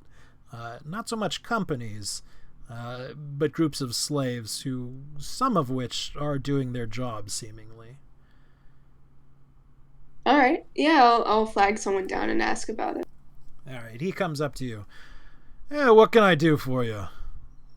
Oh. I was wondering if you wanted to, if you could just tell me what's going on here. It seems pretty, unsanitary. I get that it's the waste gate, but it feels like He you sort guys of let it go a little. looks over at your party and goes, unsanitary. Ha! That's funny. And he spits to the ground. You and your lot would know all about that, wouldn't you? Hey, look, don't start with that. I'm just trying to figure out why you guys don't seem to be doing your jobs, or whoever is here isn't. I'm doing my job. Can't you see me? Look, spear, shield, standing. So you don't know is what I'm saying, is what you're telling me. Nah. To be honest, I don't know what's going on. I mean, That's not something I do, like I said. I'm here to guard, make sure nothing comes in from the outside that's not supposed to be here. I don't handle what's going on in the inside with folks taken out, but yeah, it's happening more and more often. Slaves are getting uppity, if you will. And he sort of gives Zoosh, who happens to be branded on her face, the stink eye. Not doing their jobs. Getting real lazy. I'm gonna let that go for now, but I guess thanks. Yeah. I'm gonna turn away. I don't like this guy's attitude. As we leave, I said that's why you should use undead servants, or just, enchant permanent unseen servants to do the menial work. Undead don't last too long here in the city. You should know that. Well, if you preserve them the right way, it should be fine. Ugh, who's got that manpower to go through all that every month? We use the surface for the water, why not for the unsavory jobs you actually need to get done, you know what I mean? Who's gonna study for 30 years to go through and do all that? Look, the slaves are good enough. Once this time of trouble passes, it'll be right as rain. Fair enough. Always like a wizard. Always want to take 40 years to figure out a problem that... Ugh. Alright, well, do you have any more questions, or can I get back to my dignified job of standing here? Dignified? Yeah, sure. Go ahead. Yeah, it's coming from a goblin, of course.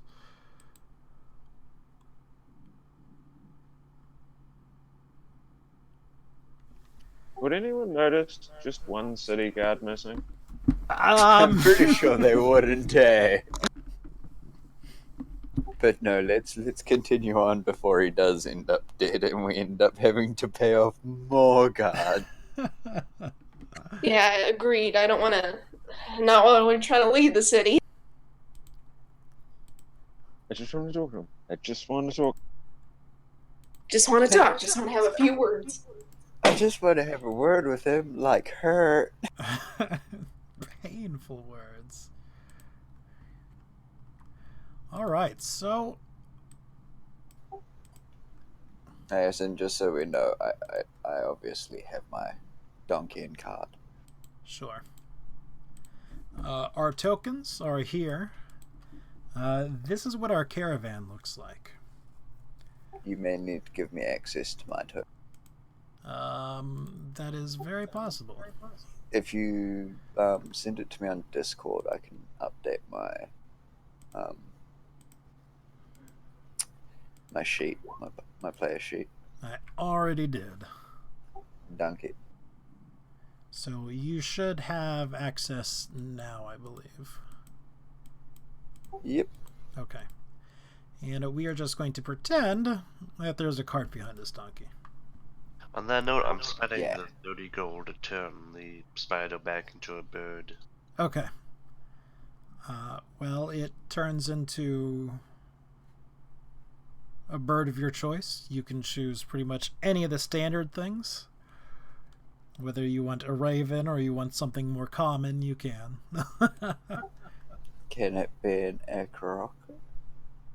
Or whatever they're called? A what? I forget what they're actually called. The bird An echo people. or something. Aerocrockers or whatever. Oh, well, that's a little bit much. The chameleon is now a person, yes. We'll just no, but it has to have a familiar's intellect. So it's basically a retarded one. It's just a dumb one. It just acts like a parrot the entire time. Alright, so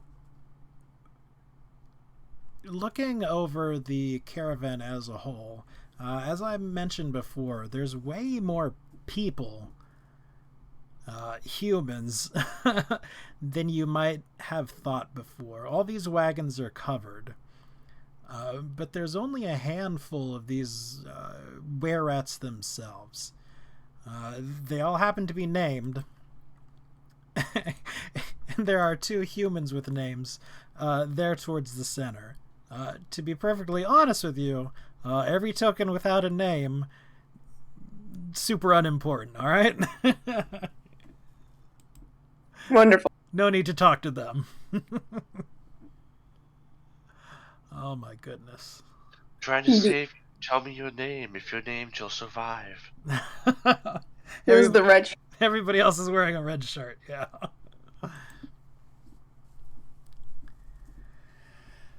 Alright. As soon as you get out of this city, pretty much everybody sort of visibly relaxes. It's strange. Normally, most people, certainly Hambone's group, when they got out of the city, they tensed up. You know, you were going out into the wild, into the unknown. Dangers abounded all around you. But for this group, going out into the city, out into the wilderness is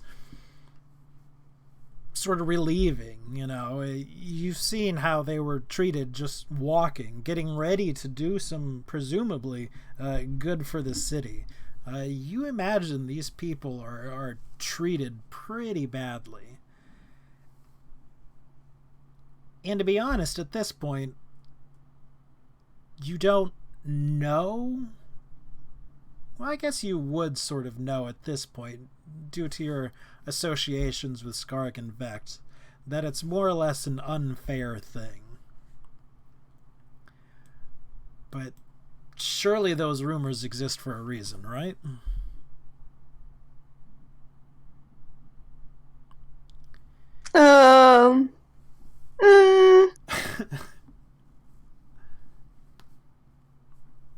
We'll see. Sure. Chol comes up to you. As you guys are moving, someone else is operating his cart. Alright then. So, we can take care of ourselves, as you've seen. But we happen to be hiring you to take care of us as well. For the journey, we're going to be moving fast. We did some scrying. I've been told that you were told by Skarg. He tends to run his mouth a little bit more than he should, possibly.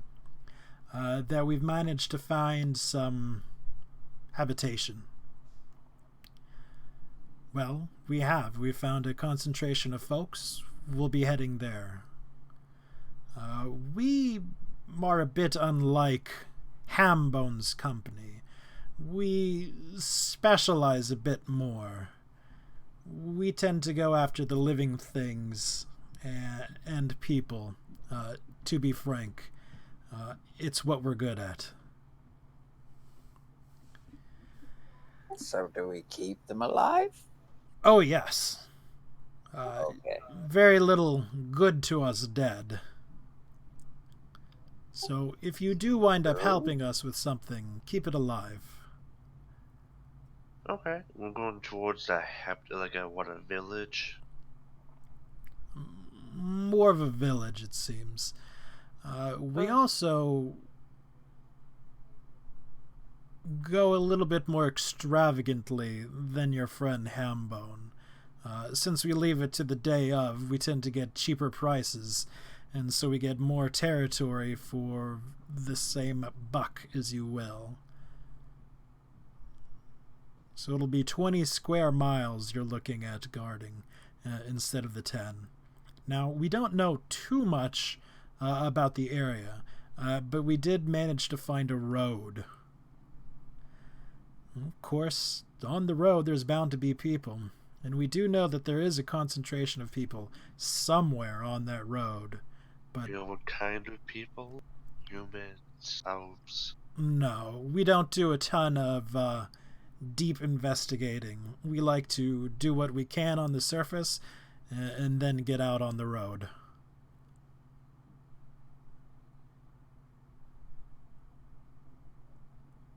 Any questions so far? Not on my end. Probably bleeding out here. All right, we'll be journeying out 4 days or so.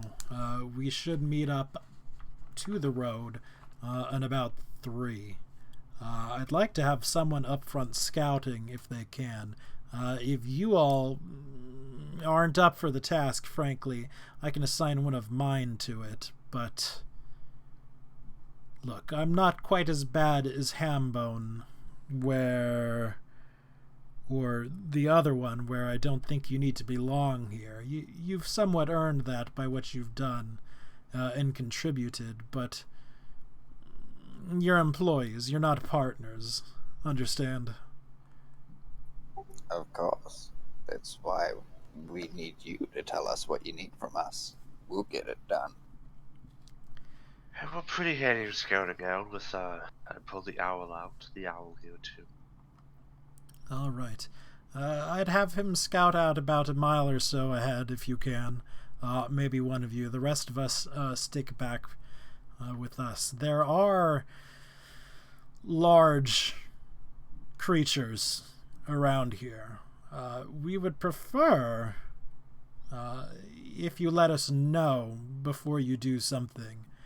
One of ours, and he sort of thumbs over to this person over here. If those are named, we can't see them, by the way. Oh, no. Yeah. No, I noticed a few unique tokens. I didn't see any names. Okay, alright, hold Solid on. Snake isn't named either, and he looks like he needs a name. I really We hope only his see name's like Skarg, something. Vex, and Troll, basically. Basically people we've met. Oh no, I've got Locked and Carter. I'm changing the permissions now so you can see them. Man, people really don't do humanoid animals without making it sexual, do they? No, they do not.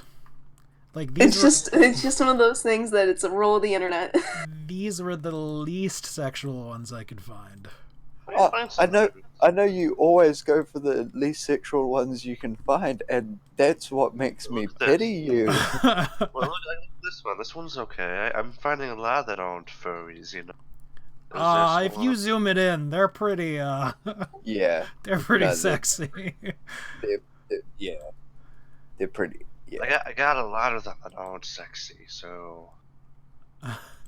Maybe you should keep you safe, Sir John, you know? But some still filter in. It's not good. I mean, like, it is on, so I'm not getting, like, nudity or anything, but they're still awfully, At least when we roll for seduction, there'll be something to roll for, you know? Yeah. Exactly. If you remind me, I'll make it as handouts later, so you can go, oh wow, these are the least sexy ones. It's either this or real cartoony ones. And I'm not a huge fan of the real cartoony ones either. Either way, you can't win. Yeah. But he jerks his thumb back, and we can see names right now. Yeah. Yes. Okay.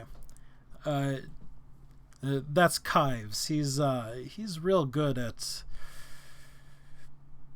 capturing beasts as well. Once we get out of the city, well, we can do it, but that's pretty much his job, and he does a damn good job of it. I always hate using the word beasts, because, well, we're familiar with our heritage, but you understand.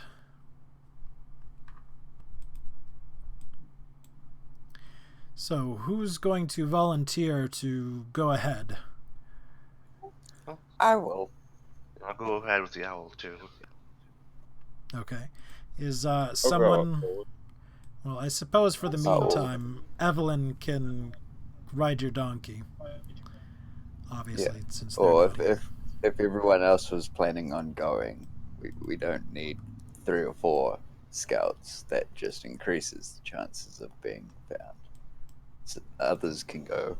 I was only going because I had the amulet of thoughts and can use that if I hear or see anything. but I'll let Adrian and Rick go. Okay. So, Adrian and Rick. And could you move Zoosh to where she should be? Sure, yep. And my next question is, who can control Zoosh's... Can everybody move Zoosh? Yeah. Okay. I can. I can. You cannot? No, I think everyone said they can. Oh, I thought you said can't. Yeah, I assume we're not allowed on the carts. They don't seem to be anywhere near as strict as Hambone was, but there's not a ton of room to it. You can be on the front of the cart along with the driver, but they are sort of covered carts, and they're chock full of things. You know Zush is going to be on one of those carts. Pretty much. Give me perception checks from anybody who happens to be towards the back of the cargo train. Oh yeah, that's me with my Sure thing. donkey.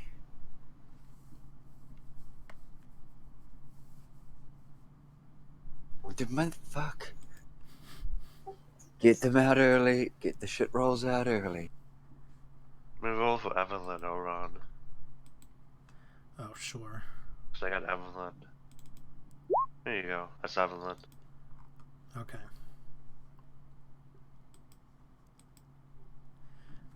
Guts and Evelyn, Guts especially, you are 99.99, repeating of course, assured that these back two carts right here are filled with rats. I run into them screaming, Leroy! Leroy Jenkins. I don't care, at least I got chicken. I'm glad you got the reference. What, like, I know Janeon probably didn't say it, but like little rats or rat folk babies or... More little rats. There are some quite large ones in there, but they're more sort of normal rats than they are giant rats. Ah.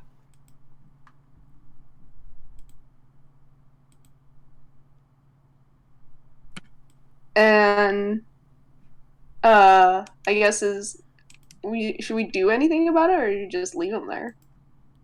And they probably brought them, right? Yeah. They brought them, though. presumably brought them, yes.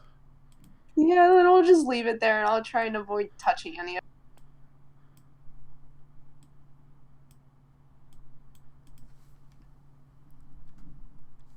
About midday on the first day, you've been traveling for a while, and you've been making pretty good time. It's sort of a nice grassland. Not like savanna, but more sort of plains and rolling hills. It's very pleasant when compared to the trees and the fogs and the desert that you've seen before. And you're making fairly good progress, too. Eventually, Kives goes into one of the tents.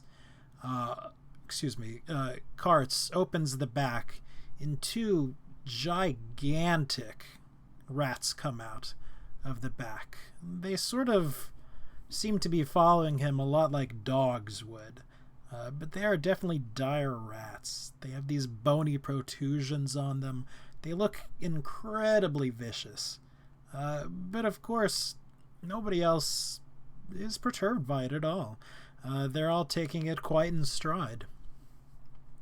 They never go far away from Kives, of course. From the people in front, can I get perception checks?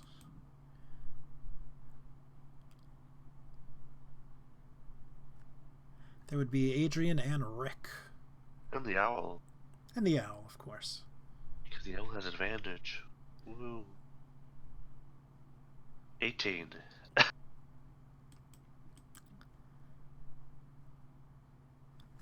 The owl saved us.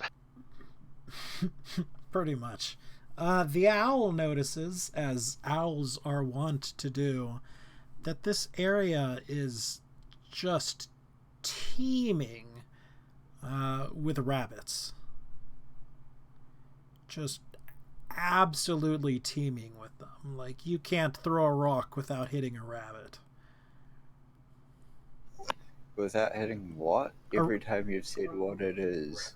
A rabbit, sorry. Yeah. No, just cut out, like, that was the only word it would cut out every single time was what you were saying it was. That figures. But they're behaving slightly oddly. They're behaving much more like a prairie dog would. You know, they're sort of sticking their heads up out of the tall grass. They have much shorter ears. They sort of slope back down, so the ears sticking up aren't the only thing you see. But they see you coming, but they don't run like a rabbit typically would.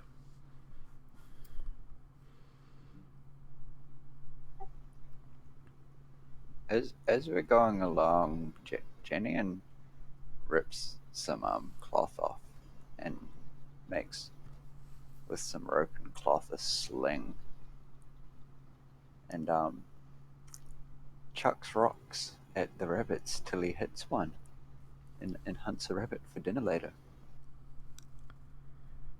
Let me get an attack roll from you. You want an attack? Yes. It doesn't have to be specifically done for a sling, but just add your dex bonus to it. You better watch out. You better watch out. You better watch out. You better watch out.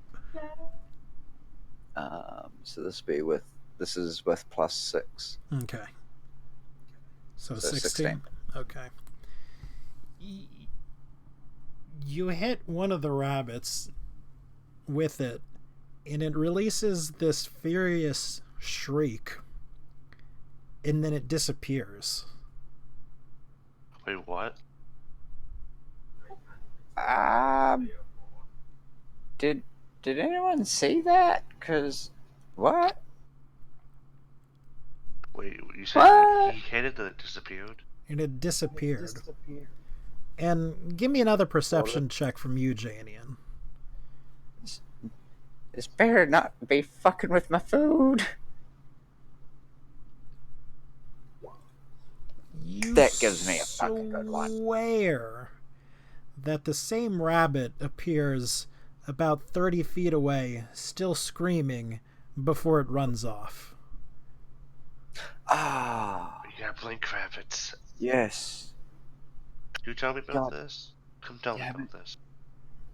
Tell me. Yeah, I don't know what blink rabbits are like in character, but Janeon does bring up the fact that he's a little bit annoyed that his meat just ran off, and then explains how and why it ran off. So you can tell Guts, Zoosh, Vex, and Scarred that, but for the rest of the party, since they're up front, there would be Yeah, a conversation that there's waits until you scouting and stop. stuff.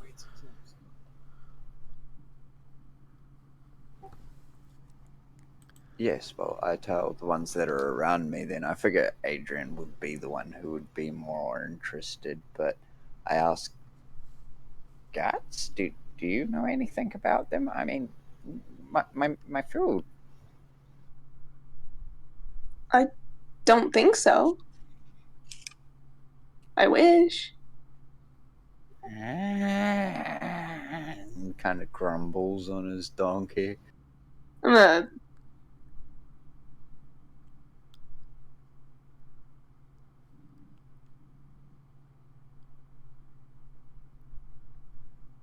The donkey knows all.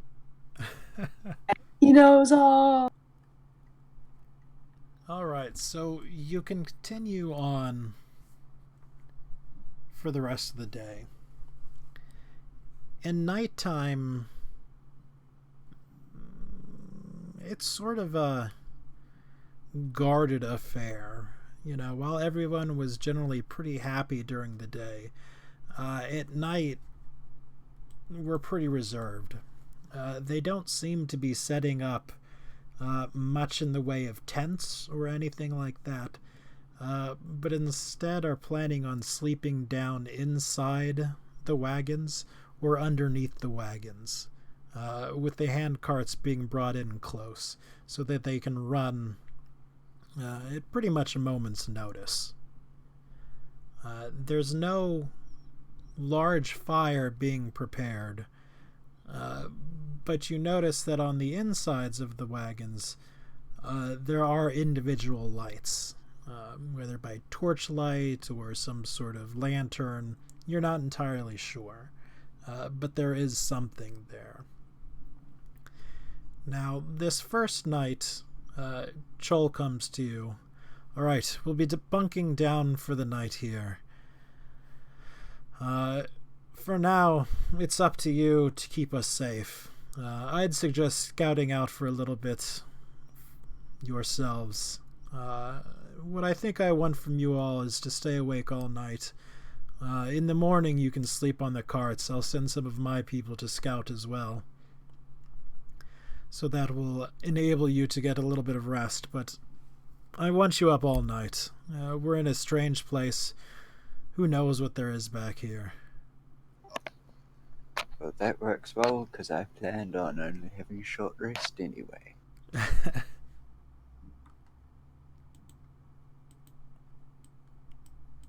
Yeah, sure. I mean, I planned on patrolling anyway, so all night makes a little different. Right. None of us will be awake. Again, as you saw before during our march, Keith and Kives will be out several feet away from the others. If there's something, try to come to them. If you can't, rouse us all. Skarg will be awake, well, not awake, but sleeping towards the back, and I'll be in the front. You've all done this before, so I presume you know what it is you're doing, correct? Yeah, you don't need to worry about that. Good. His alarm spells are popping off around in a circle around. Yeah, Adrian, those alarms are going to be going off all night with the fucking rabbits. You know that, right? He's done it so much, he can set a rabbit. Gets attacked by a swarm of blink rabbits. Yeah, you just make them not detect rabbits, all of a sudden rabbits just invade. No one saw them coming, oh god, why? The rabbits just turn feral at midnight. So, slightly unexpectedly, though, as you're on your shift, a little while after you've stopped, you're brought food. And it's real food. It seems like they are taking this thing sort of seriously in their contract, where you said you were to have rations. Because they're bringing you, water, meats, and vegetables. And that's certainly much more than you got with Hambone. So while your good berries are all right, they certainly weren't filling by any stretch of the imagination. And it's brought to you by a young man named Lorist. He goes, "Here, this is for you. I was wondering if you could tell me a little bit of your story. It's sort of unusual for folks such as yourselves to be working with the Rat House and not overtly seeking some of the gifts and rewards that should be obvious to anyone."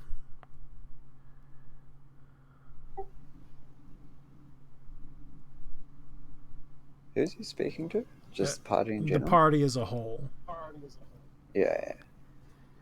I mean, we've worked with Vex and Skarg a couple of times since the whole thing that happened the other month with the deaths and everything.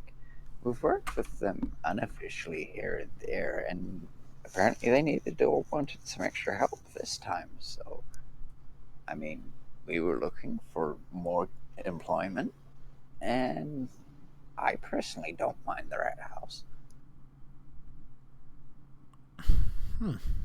No, I suppose not. It's just refreshing to hear. We tend to be the blunt and blame of every single person living in the city. You know? Stub your toe. Oh, it was the rats. You're talking to a goblin. You think the Rat House and the rats are the only ones that deal with this? I'm the smartest of my tribe. And that's saying something, really. And I'm dumb as a brick. Now. That's how it's coming across. Yes, I can imagine. Certainly it's not something I thought of, to be honest with you. Maybe I'm unfairly portraying myself as the victim here. Who knows? Still, it's nice to have someone fresh around. Oh god, don't mention fresh. Yeah, that's a word we try not to use around. Oh, Bird Makes crab. me think of Reg. I wonder how Reg is doing. Brings back some bad there's sort of a flashback or a side swipe, and then there's an elderly old man just sitting and reading back at your mansion, and then there's just all around it outside of the door, and he steps up and he looks, and there's nothing there.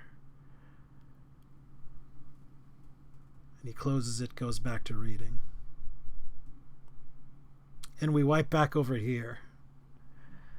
Yes, all right, I'll stay away from such turns of phrase. A bit odd, but nothing I can't do. It's just that one word. You'd realize if you had a talking crab A talking crab. that likes to eat stuff. Oh. How unusual. Just imagine the voice a crab makes. Huh. Right, well, your food. Things will be sort of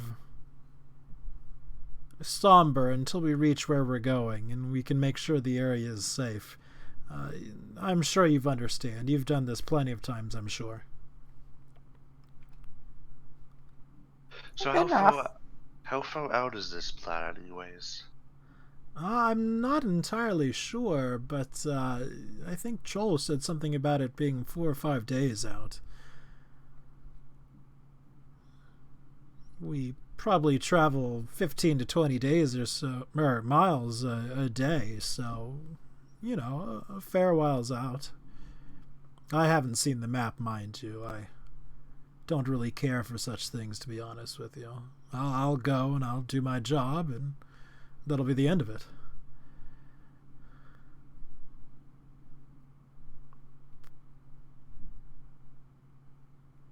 What is your job here, Lost?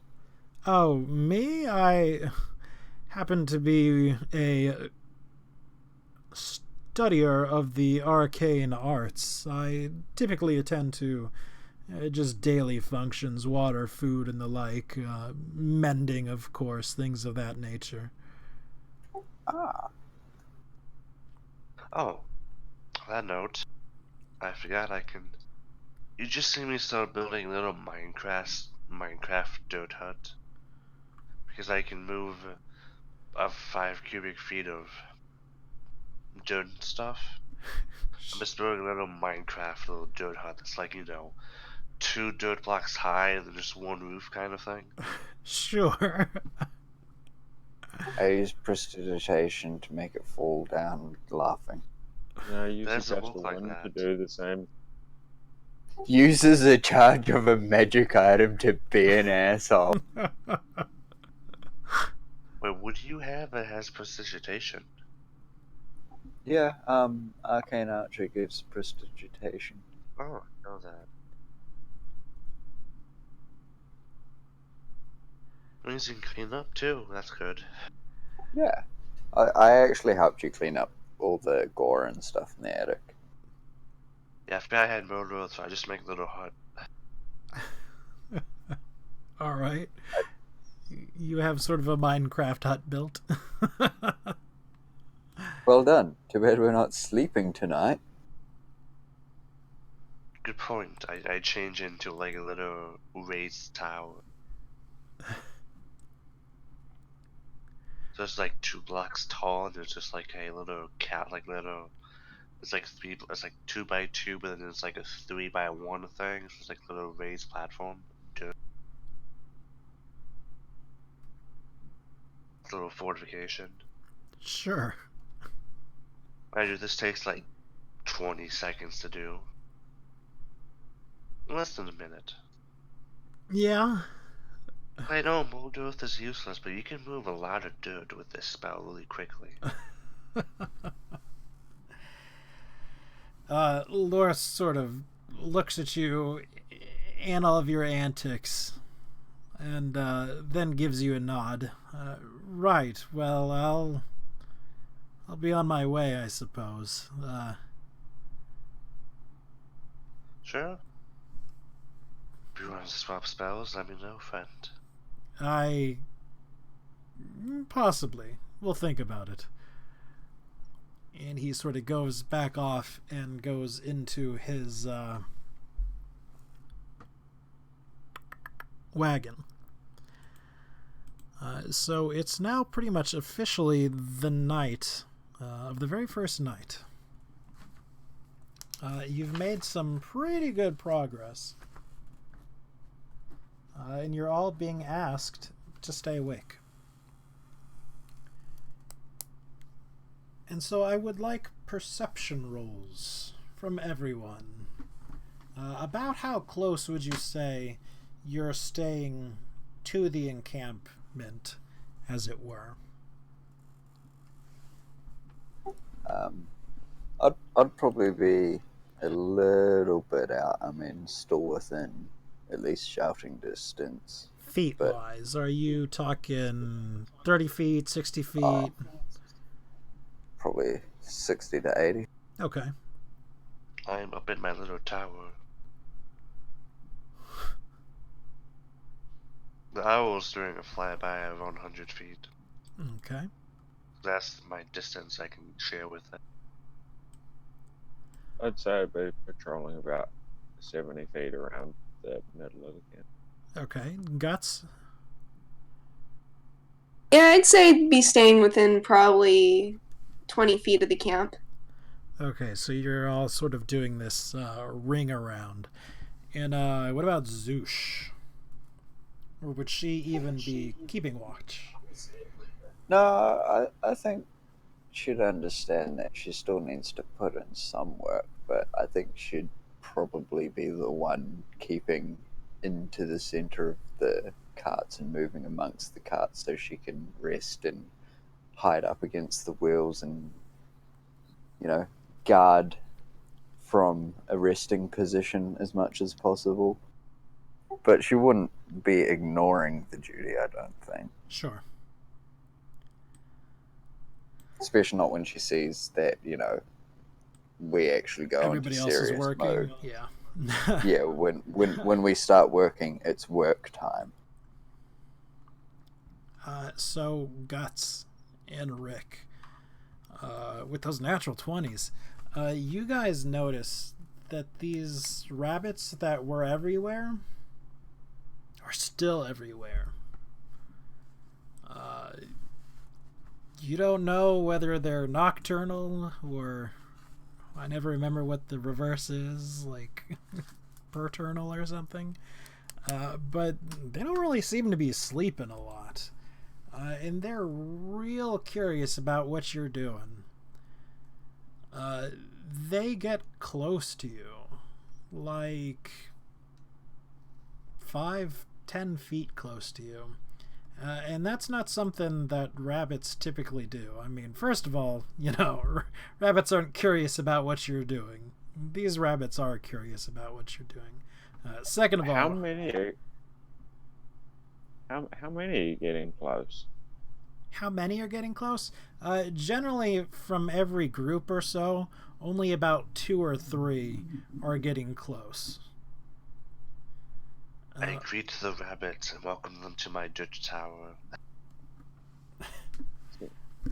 See, I really don't trust the rabbits. Do they respond to my greeting? They don't. Janeon tries to catch one way or the other, either using the sling or his hands if they get close enough. No, detect magic. But like, I assume he fails quite a bit considering they can teleport and everything. So he starts getting frustrated at it during the night. Sure, if you're hunting these rabbits, it's tough. I mean, after you start tossing rocks, they generally get the impression that you're up to no good and stop coming close to you. They now actively try to stay away from you and hide in the grass. And as you're doing your circle, you could almost, if you're looking at it from above, you could see this like wave of rabbits just sort of leave where you are, and then as you go by, sort of close in. And we're talking like not hundreds of rabbits here. I don't want to say that, but we're talking a good 20 to 30 rabbits or so. If it's like stops hunting for a while, do they start getting closer again and stuff? Not particularly. They seem to know your bad news. And as for the detect magic, these rabbits are magical creatures. And it looks like when they get startled, they're casting Dimension Door. The fuck?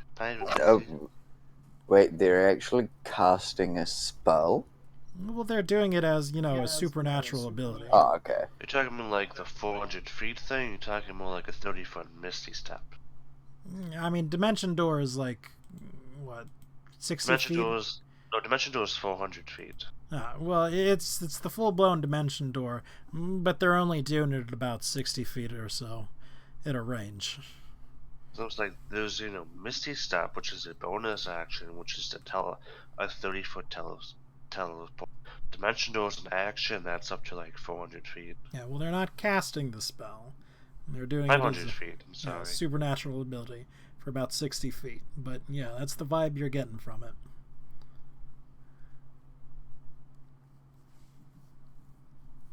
What do I know about stopping teleportation magic?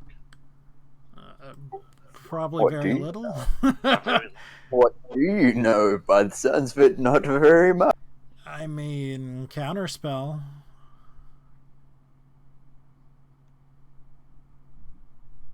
I hate 5th edition. There's none of the Gorgon blood and the stone bullshit. There's no dimensional anchors to stop teleportation. I miss that shit. How many of them would I be able to get close to me?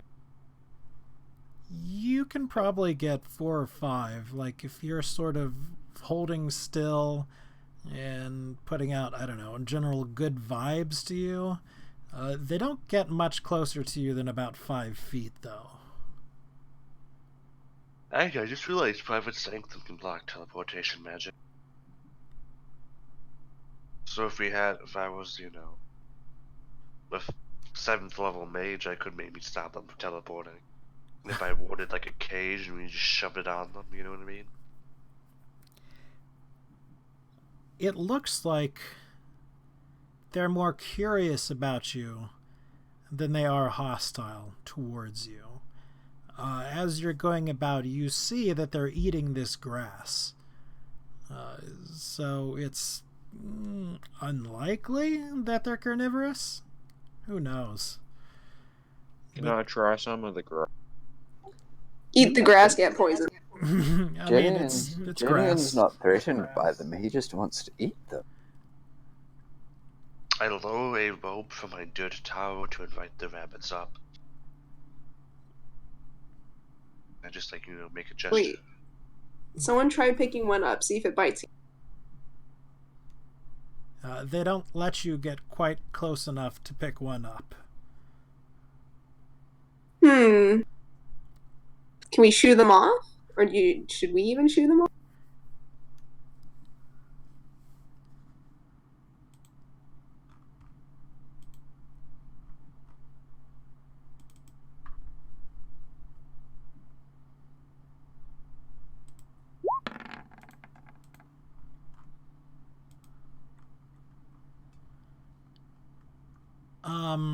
So as you're sort of each debating on your own what to do about these rabbits,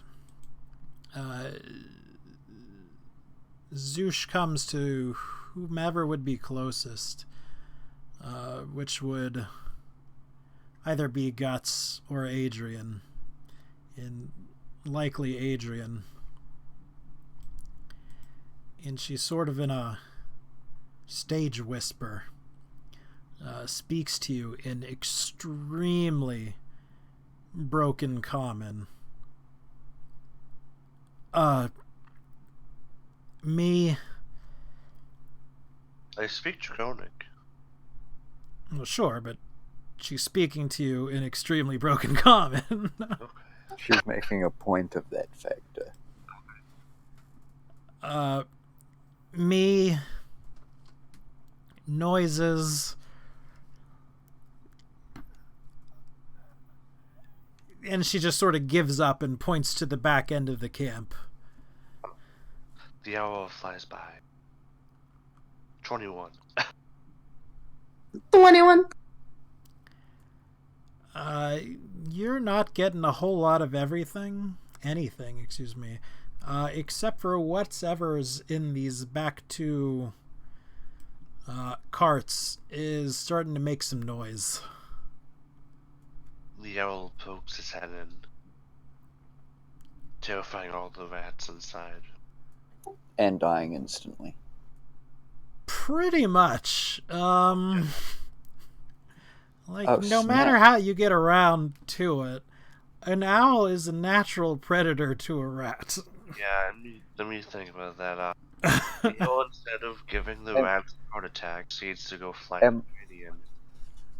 Can I see the owl, or does the owl come to me? In which case, I come over to where Quarks was looking, and before just fucking chucking my head in, I use my medallion and cast Detect Thoughts to see if there's any thoughts besides rats inside the thingies.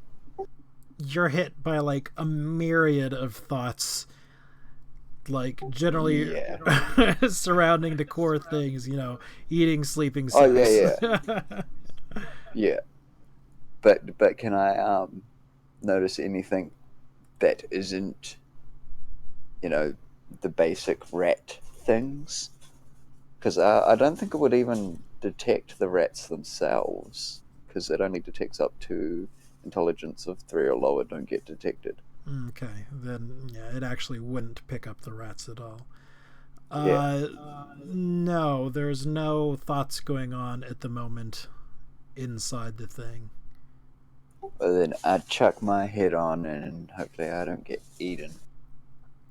Well, you sort of open up a flap and you look in, and there's just this frenzy of rats. Frenzy isn't exactly the right word because it implies a lot of biting and attacking and all that, but there's this swarming of rats. And it looks like one of the rabbits somehow got into it, and the rats have basically just torn it to shreds. Like I said, frenzy implies like biting itself, but they're going after this thing, this rabbit, and eating. Torn it to shreds. Yeah. Well, I kind of... Janeon actually fucking reaches in and can I try and yank it out? Like, how much of it's left? Not a lot, but you can give me...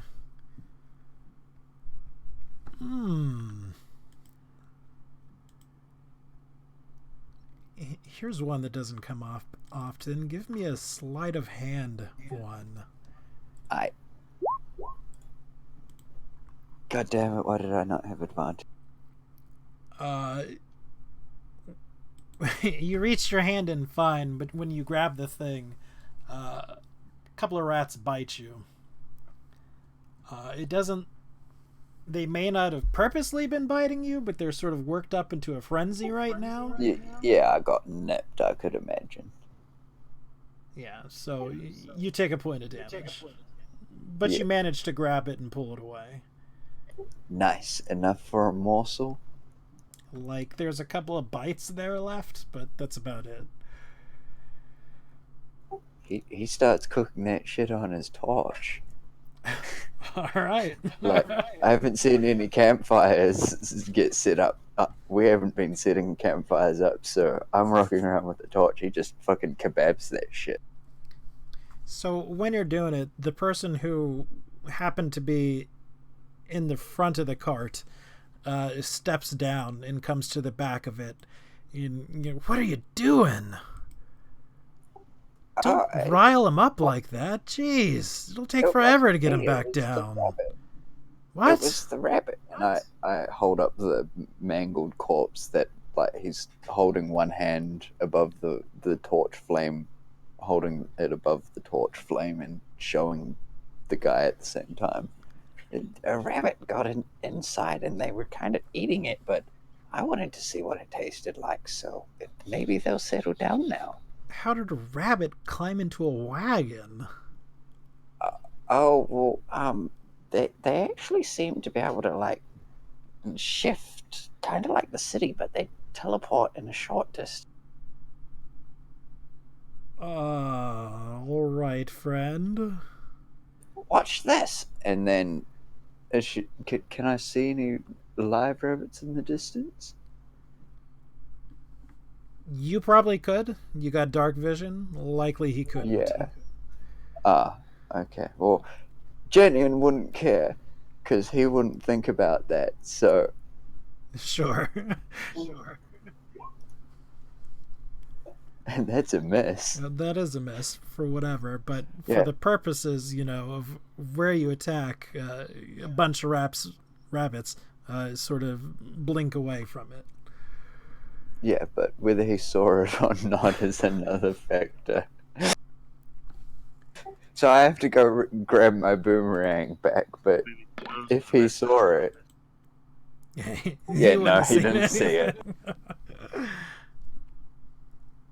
Hey, I tried showing him if he wants to blink at that exact moment. Look, if there's weird wildlife out there, you should tell Kives. Now I'm going to work on calming the little folk down and going to try to get some sleep. Try to keep things down to a dull roar if you can. Does Kives, is he sleeping or they cool. awake? Kives would be sleeping. And I also go find Adrian and tell him what Corks was doing and tell him what it was that was happening and everything. Oh, I know. I lower the rope to you if you want to climb up.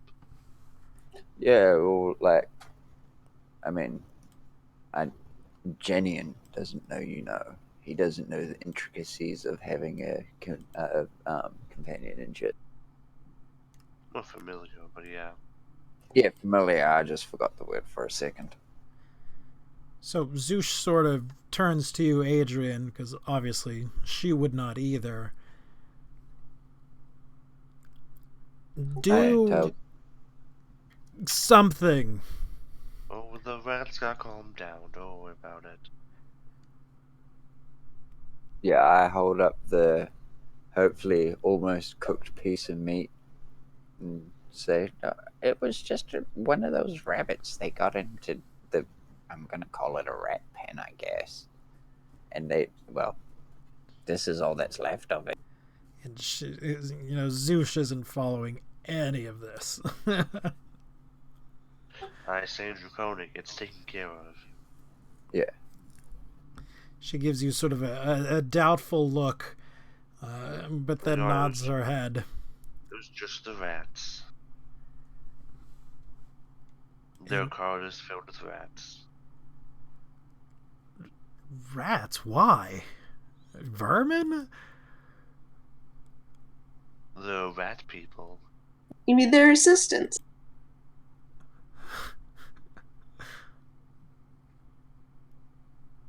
What strange people you all know. Yeah, that's us. And so she sort of goes off towards the back where she was and takes up posts much closer to the carts of rats. She can come up in the tower if she wants. She would probably rather move around more.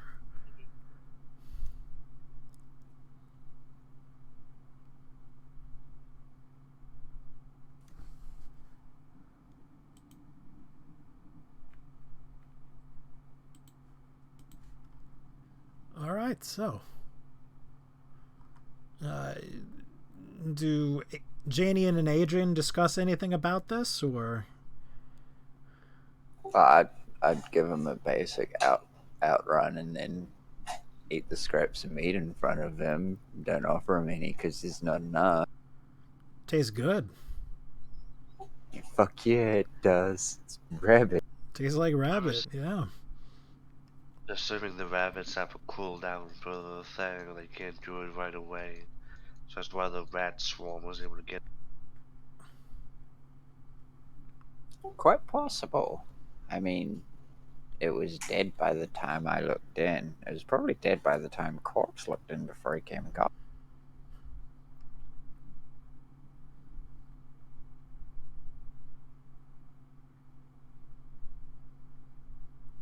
We'll tell, Kaives in the morning, stuff like that, probably. Unless the rabbits start invading us, we're good. As you say that, suddenly. The attack of the Easter bunnies. But no, other than these pretty much omnipresent rabbits, nothing else happens throughout the middle of the night. It's a bit unsettling at first, because there is sort of a rustling in the tall grass as they're moving constantly, but it appears that there's different groups coming, looking at you for a while, and then leaving. And it just happens all throughout the night. Zeus is pretty freaked out by all of that. She doesn't hear the greatest. She's not the most perceptive. So every time it sort of happens and one comes near her, she gets a little bit startled. But other than that, there's no real issues. It's now morning of the second day. Okay, then everyone's awake. I'll tell Kaives and Troll about the rabbits that. Alright, what do you tell them about it? So yeah, the rabbits seem to be very curious. They don't mind getting close. They also seem to have some sort of limited teleporting thing. Teleporting? Yeah. There's a few around, right? Oh, sure. Pretty much any Janeon, time. bring that sling over here. Okay. No, take my sling over. Just head one. Yeah, and I load up a stone. And it does pretty much exactly what you expect it to. You know, it might not hit, but whatever was around there certainly blinked away. Well, that's very interesting. Chol turns to Kaives. Do you think we could trap him? And Kai sort of shrugs and opens his hands up wide. How do you trap something that can teleport away? I mean, the one got in the crowd of rats and they pretty much ate it. Well, I have no doubts we could kill a couple if we planned some traps out, but keeping them alive? That's not very likely.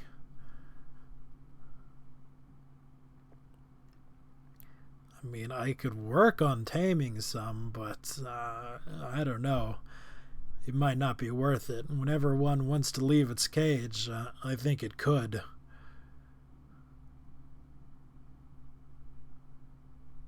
Blocking teleportation is a pretty more extensive magic. Yeah, so it's not like we can block them from doing it unless we, I don't know, keep them drugged for the next 30 days or something like that, but maybe it's something to look out for when we're leaving, but for now, I don't think we should worry about it. I mean, we can get some meat from them, but that's about it. Joel sort of nods and, all right, well, for now, we still shouldn't piss off any other people, so let's not go around hunting them at the moment. But if they're still there when we get to our stuff, we'll see about hunting them. I wouldn't mind a little bit of rabbit myself. It does taste pretty good. All right, you lot. Into the cabins. Just don't bother Gabriel. He's probably busy doing stuff. Did I say cabins? I meant wagons.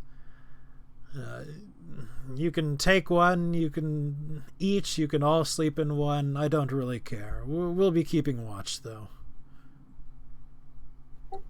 All right. And Janeon goes to sleep.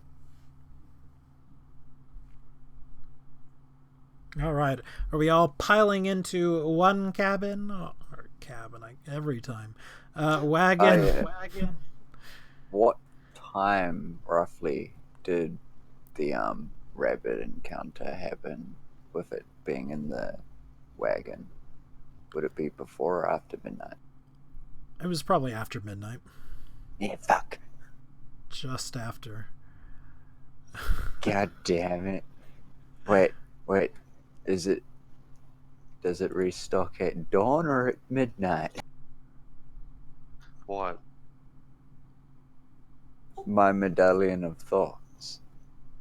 It's dawn, I believe. Dawn! Yes, it's dawn, so I get my charge back.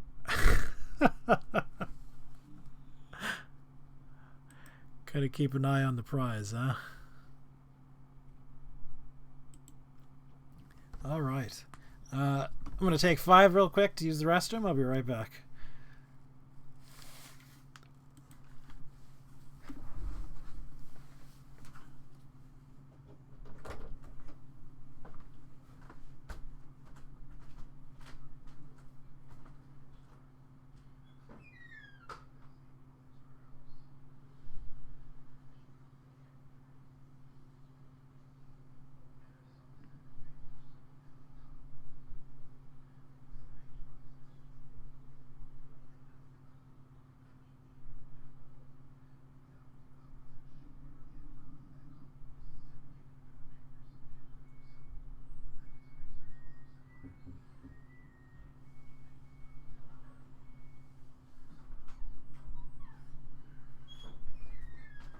Did you see that Twisted Christmas Seasons Beating video?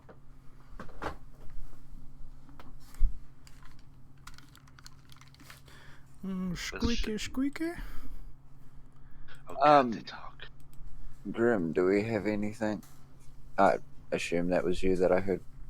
Going squeaky, squeaky? Yeah. That was me.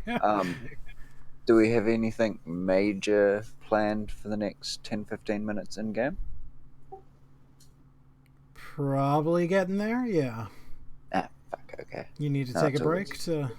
Yeah, I was just gonna see if I could run to the shop quickly and get some smokes. It's just at the end of the road, but it'll take like 10 minutes. But it's fine, it can wait. Okay. Because we are going to sort of hand wave along, because the only thing that happens at night is more or less the same thing that happened that first night.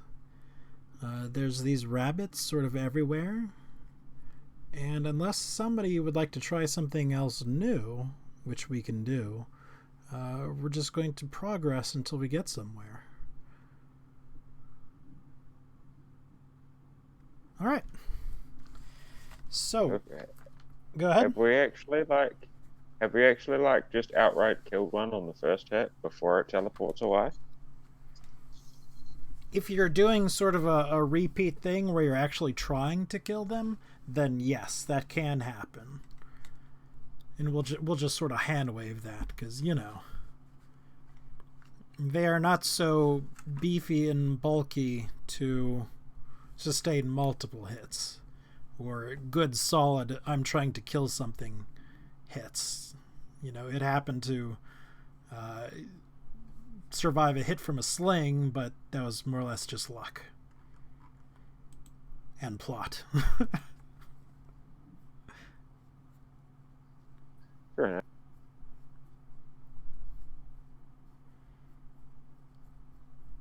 But if you want to, you know, actively try to hunt one during the day or night or whenever, you can get one or two. Gets asked, please don't kill any until we arrive. Instantly starts actively hunting. Which is the next I question. wasn't hunting them. I just wanted to know if they would die before they teleported. I just wanted to kill it.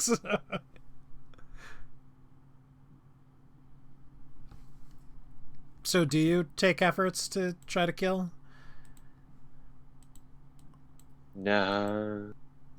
I suppose I've been told not to. I didn't say not to. I just made fun of the point. Oh, right. No, you were told earlier from the rats. Yeah, Chol sort of frowned upon it. I mean, to be fair, I didn't kill the rat. It just was already. Sure. And I doubt you'll get into much trouble for killing a single rabbit. Excuse me. Nick Minute, it's the one crime that guards won't look the other way for. Yeah. Slaughtering a whole house of ogres, nah, that's chill. Stealing one rabbit, you're going to jail. Have you never played Skyrim or anything? Don't fuck with the chickens. Stop right there, criminal scum. You violated the law. The chicken My has mass murder spree because I didn't get seen. Absolutely fine. Walk over a chicken. Stop right there. Alright, so it is the dawn of the third day. Not the dawn, excuse me. The dusk of the third day. And you have hit a road. It's fairly well kept, and it is fairly major. The only other thing really of note about it is that the rabbits don't seem to set foot on it. But you get on this road, and you are heading what is to you in a northern direction. You now start following the road almost directly to the east. Chol warns you all, alright, we're going to be getting close to the civilization. We'll be stopping a while back just to make sure not to spook anyone. With luck, well, they should at least be humanoid. And Lord knows we've got enough humans, I suppose, here not to make a big stink of it. But from now on, we should be pretty much on our best behavior, as it were. All right? So I'm confused by that. Are they real rats or are they rat folk? Like, out of character, are they real rats or are they rat folk? You don't exactly know. Like, I mean, out of character, I know, but in character, you wouldn't really know what the Like difference it's is. been implied somewhat that they're real rats, not rat folk. But What there would isn't be a rat folk, right? Huh? They're always What ratified, right? Yes. The ones that you have seen are always in a rat sort of hybrid form. what would the hybrid form of a rat folk were rat be? I think that would be kind of horrifying. It just means they have rat. They look like rat folk, basically. Right. They're furries. Sure. Anthropomorphic rats. To be a little kinder, sure. But, you know, truth be told, you don't know too much about it. You haven't really asked about it. I'll talk to the mouthy fellow. The mouthy fellow? Yeah, Skog. He likes to talk too much. Okay, fair enough. But He just heard you say that. you hurt his feelings. Skog will remember that. But we're gonna, before that conversation can happen, something else happens. After this sort of pep talk, hey, be careful, be on your way, and as you're traveling down this path, those of you who are scouting ahead, which is presumably Rick and Adrian, you see someone on the road. And it looks like a human, a little girl, and a bunch of sheep. And she looks incredibly panicked. Cork can see, whose name changed, I believe. Oh, yeah, that's weird. Hold on.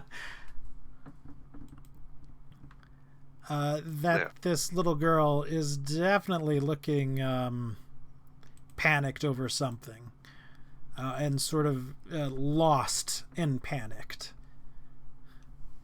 Not like lost, like, oh no, I'm lost, but I don't know what to do lost. Is she human? Yes.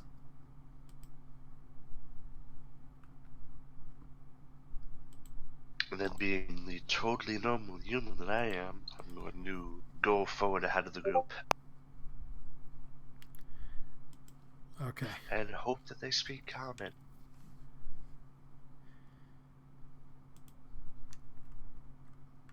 So you see this little girl.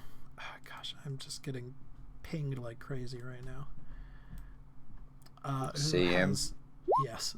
Know it. I know those feels.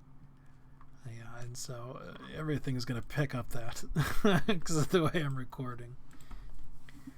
Anyway, perfectly normal little girl. We'll zoom up the token a little bit so you can see. Again, Oh, Shift Z. my nice. Oh, yeah, Shift Z.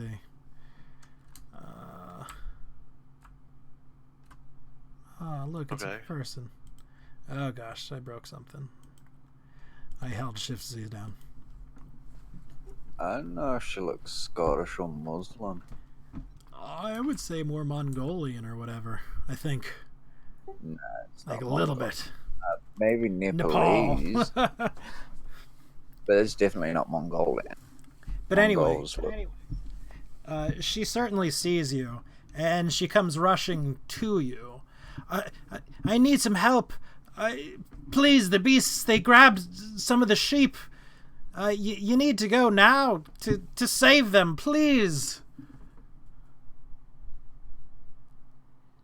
What type of beasts are these? The dogs, the panthers, teeth, fangs, claws. Wait, dogs or panthers? The wolves? Like them? They scare you.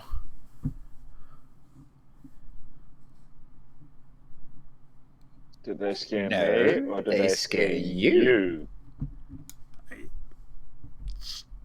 She throws up her hands. They scare everybody.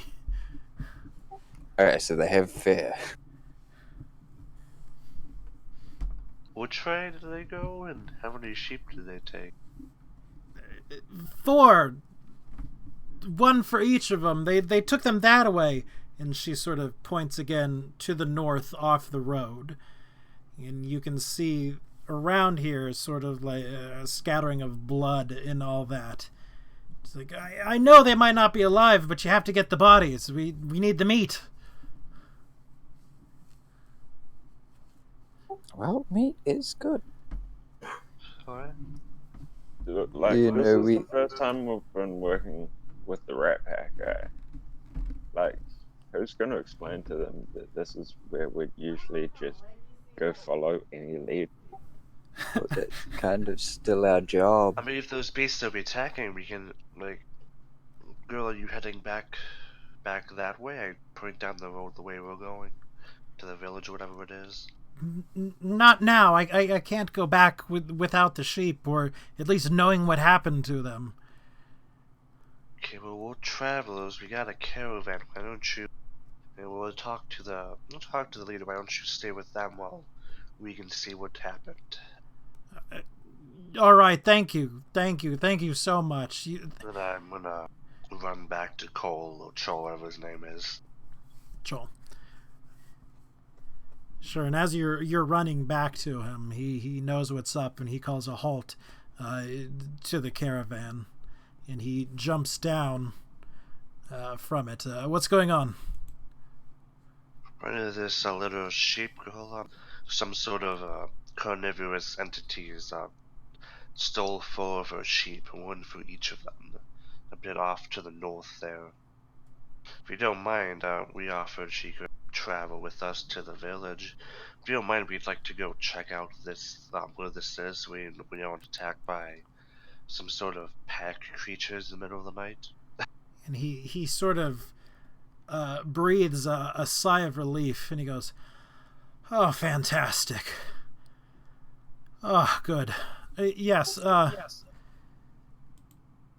want you to head up, find out what's going on, do what you can to get her indebted to you.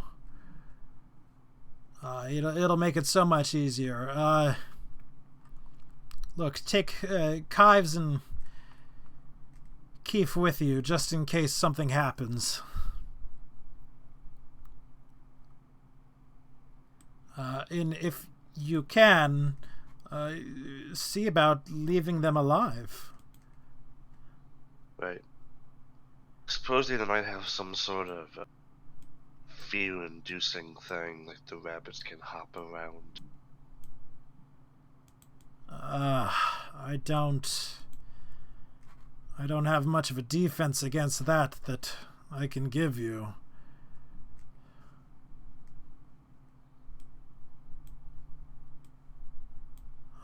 By the Maybe way, you being aware of it will be enough to keep it from happening.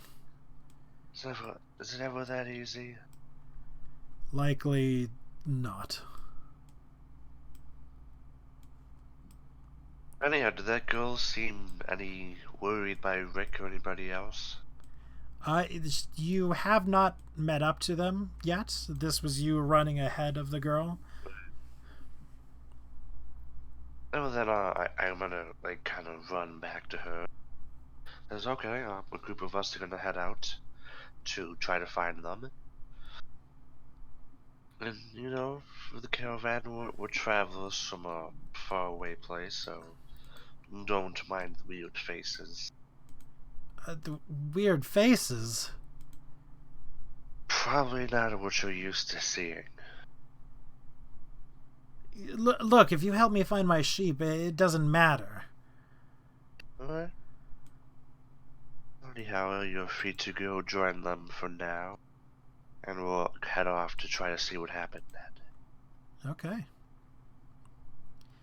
So, the rest of the party sort of gets to where this little girl is. And she introduces herself, by the way. Guts, put your e-job on. your hijab, your thing. Oof. My, I don't even know my shawl. That, yes. Okay, here. I think I have a veil somewhere. I can probably put it on. Just wear a low brim hat and a giant, what do they call them, bandana around my mouth. Okay. Let's scare them. She doesn't seem super concerned with who most of you are, as long as you look vaguely human.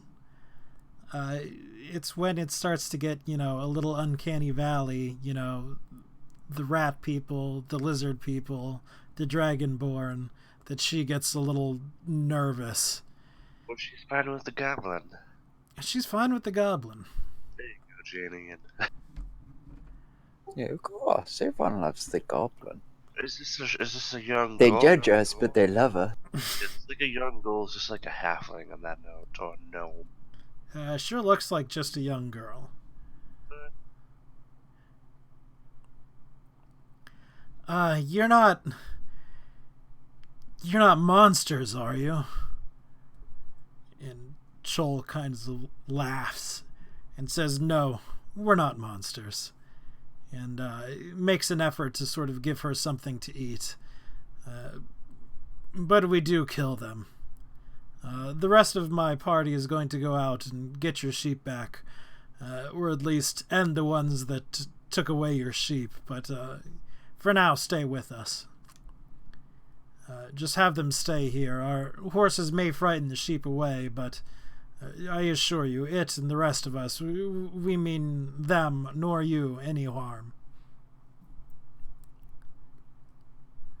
All right.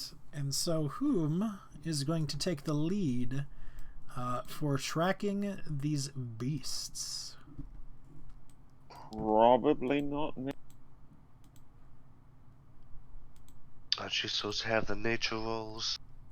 Or the Send- survival? Let me check and see what I got. Send that fucking owl out. But no, I'm just also noting that I'll leave my donkey behind. Yeah. Okay. I'm not good at that, so that's Yeah, I'm Just not out good of on four survival. nature. Yeah, I've got a +1 on nature. A +1 Wait, do we on need perception. nature or survival? I've got a +1 on survival too. We're going to go ahead and do nature, so nature's not, totally useless. 16 is good enough. You managed to find the prince, and it looks fairly big. Larger than a large dog. Definitely more sort of cat-like. There's claws there, but that's about all you can tell from it. But you manage to get to this area, and you can see sort of a stony outcropping.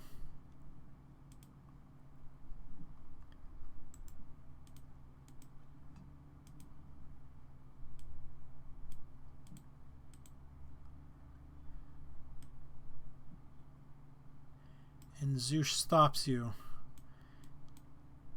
just when you come into view of it.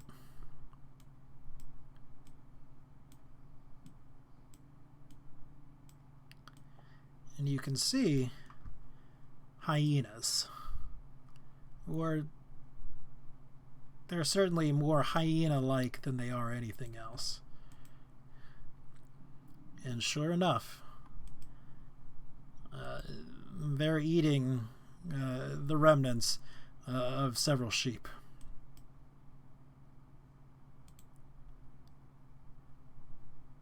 Are the hyenas at? I don't see tokens. The tokens are getting on the board. But I have to make sure it does the right token. Okay.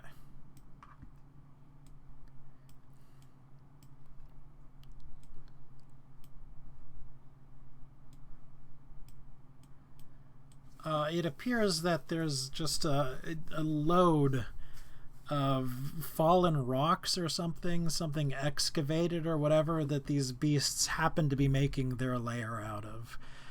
They're not really paying a lot of attention to anything right now, but you can see even from the distance that this grassy area is sort of beat down. It's something they spend a lot of time at, and there happen to be a lot of bones around here. Whatever this is a pretty good predator. You do notice a lot of smaller bones in addition to these sort of sheep bones. Presumably, it's from the rabbits. But Did we not even get here in time to save sheep? You see 3 of the sheep that are certainly dead. You cannot see the 4th sheep. So, Kai's, any suggestions on dealing with or taming predators? Well, with predators, it's a bit tougher.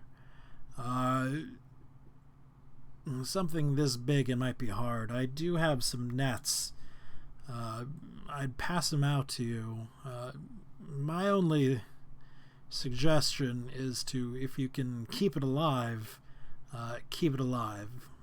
Once we beat it unconscious, we can restrain them, and then we can go about doing the work of taming them or whatever at that point. Now, if it comes down to it, kill them. It's somewhat of a myth that hyenas are just scavengers. They're most definitely predators. They can and will kill a person.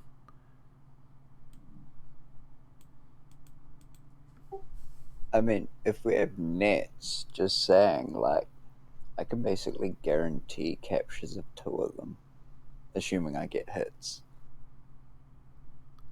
Right, well, that's assuming they don't break through. And that's likely the best thing to do it. Once you have one netted, likely focus your attention on it and beat it into submission and then move on from the next one.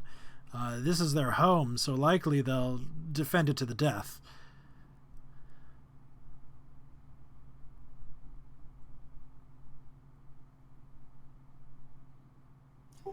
Oh, what kind of doing? Have they noticed us yet? You broke up, I heard. What kind of are you doing? What kind of planning are we doing? Have they noticed us yet? They have not. They are working on engorging themselves on these sheep right now. I mean, we could wait till they're full and stuffed, and then maybe they'll be too lazy to resist. Certainly wouldn't hurt, but likely after they eat, they'll go back. They'll become more cautious. Right now might be the best time to do it while they're busy. It is a little odd that none of them are looking out, though. They've got fucking blinks, too. I mean, we could trap one and start on that one, and then I could save my other banishing for if the others start flanking or something. But if we can maybe draw one... Well, likely we won't be able to draw one away. No. I know, I got a flying meat stick. I mean, I feel like we need to find out if these things will also teleport. Quick, someone attach some more meat to the owl. I think if we do that, though, we certainly lose the element of surprise. Yeah, Why the fuck I'm do we trying not to think of a way we can do that without losing the element of surprise. You know what always works for our party? going in big dick swinging. Let's just get this shit started. Kif sort of snorts and chuckles.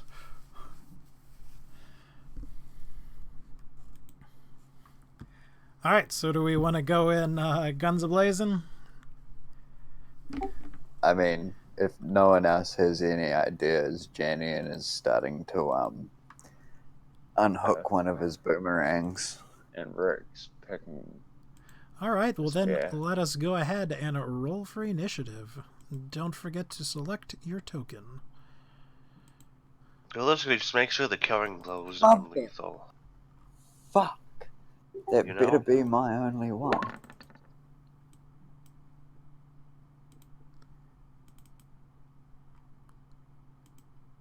Of course.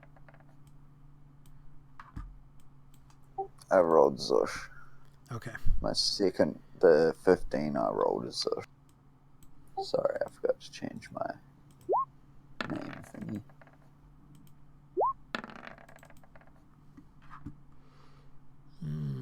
I don't want to roll initiative for them yet because they are called what they are. All right, so everybody gets a surprise round, basically. Let us start up at the top with Guts. Wonderful. Alright, let's see. How does this work? So, I can move, what is it, 30 feet? So, let's see. Did you put the hyenas on initiative? I did not.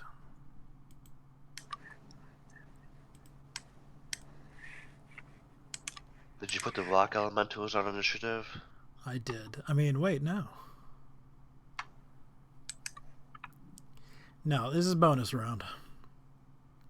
Oh god, Guts, you're a walking bone pile and they're basically dogs. They're gonna love you. Yeah.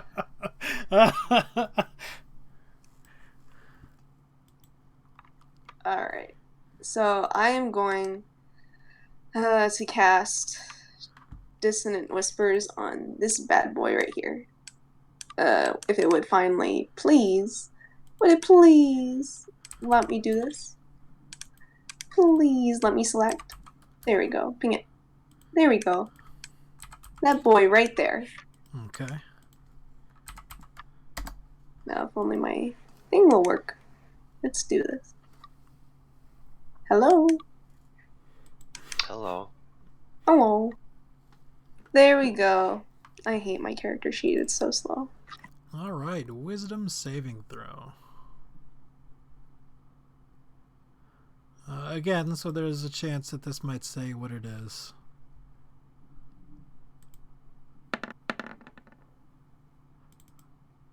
That's a big fail. So give me a 3d6. He gets to take a 3d6. Lucky. Janeon, I'm buying you a mastiff. A what? A mastiff. It's a hunting dog. Oh, yeah. According cool. to the page, 'cause I was just looking for, we should buy a dog or something. Then mastiffs, the dog went DMG. Mastiffs are impressive hounds prized by humanoids for their loyalty and keen senses. They can be trained as guard dogs, hunting dogs, and war dogs. Halflings and other small humanoids ride them as and the main token is just a dog with a saddle on it. It'd be cool. Just look at that, look at that. All right, so I do have a question, or not a question, but can I, for the melody that I want to whisper, can it be like that really high pitched, like a dog whistle? That's what yeah. As only magical bones could reproduce, you do this loud dog whistle. Whatever it is, it's stunned, and it jumps up and runs as far away from you as it can. Nice. Everyone sees Janeon behind Guts just blowing between her ribs. That's the whistling. Evelyn. Does someone want to handle Evelyn? Yeah, I got her. Okay. She is going to, by the city. I'm gonna move forward.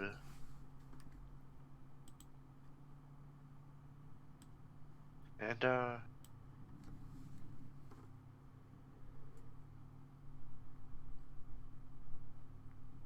which one did you hit? This one? That one? Far back one, yes.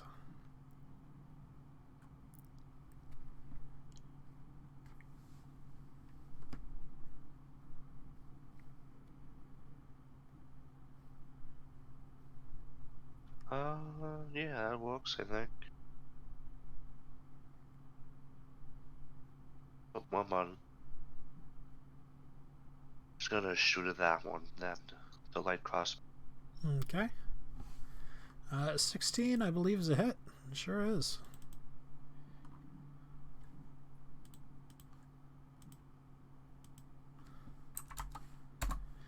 It is bloodied.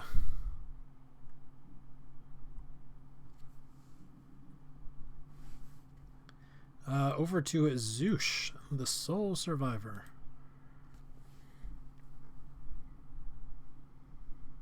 Who was doing her this time? You've been pretty good at her, honestly. Zoosh's actions are not complicated at this point. Nah. He basically flanks, throws javelins, and then B clubs people. Yeah. So, yeah, she'll continue on with the good old trend.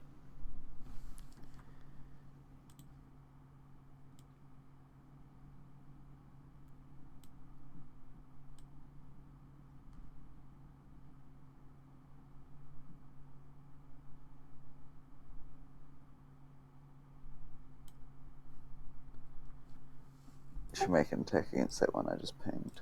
Okay. And javelin. That is a miss, I'm afraid. And that'll be her turn. Okay, Rizzo.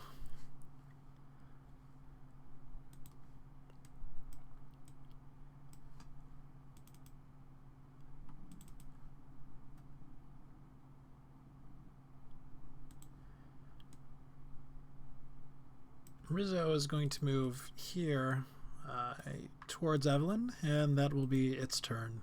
Corks. The meat stick does a flyby. Just like dashes over them. All right, Adrian. Ha ha ha ha ha.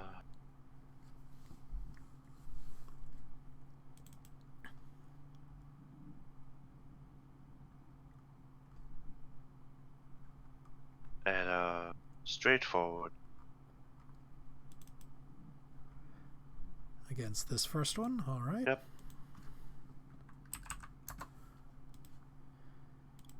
Remy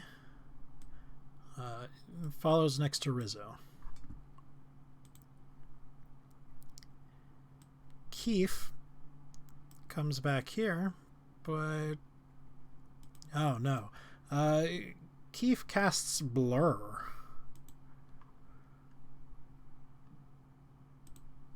So Keith is a mage? Keith is a homebrew class I found on the internet. I roll to seduce. Now my. You gotta seduce all the rat folk, you know? I suppose if there was one you would seduce, it would probably be Keith. Yeah, start with Skarg, then you walk your way around, you know? Janeon, it is your turn. I'm sure he just talked about everyone, though, so maybe not him. He seems like someone who kisses and tells. I've moved and I'll actually make a dash.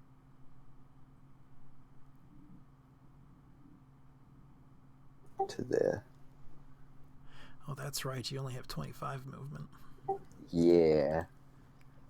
It sucks. Little stunty goblin.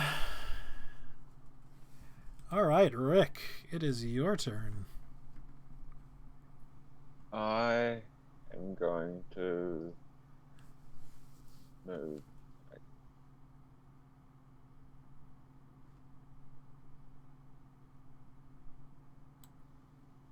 And from here, I should be able to make a spear attack at the furthest away one that's already injured. This one right here?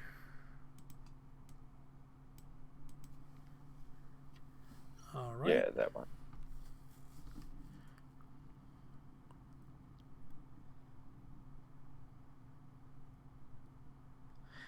That's a hit.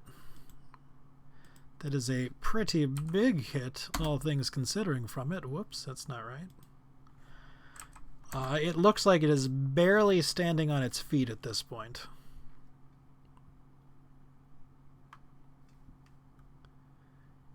All right, Kives.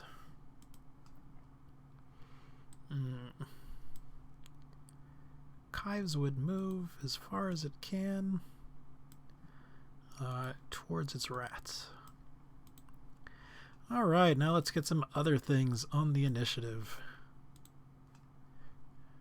All of a sudden, rock elementals. Well, that's not a good one. They do have +4 to initiative, which I made their thingies as NPCs, so let me modify that real quick.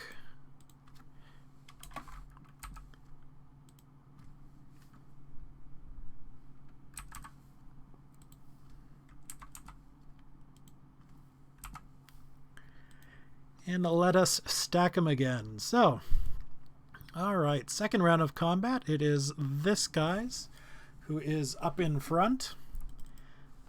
He will charge towards Janeon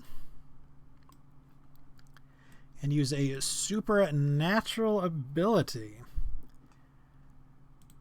And what it does is it sees that you're attacking it. You know, it took some hits right there. There's no secret at it. It charges up to you. It growls at you. And, like, it tenses its muscles and its back and stuff. And suddenly its skin in its face pulls back from its head. Yes.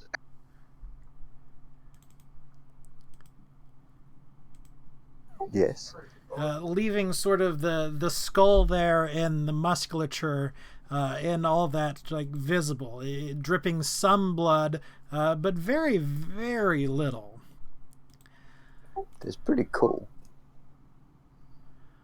And so what it does is I need you to make a DC 12 will save, or you become frightened. Wisdom. Yeah, I was going to say, what is will save? Yes, the wrong Oh, mission. wisdom, whatever.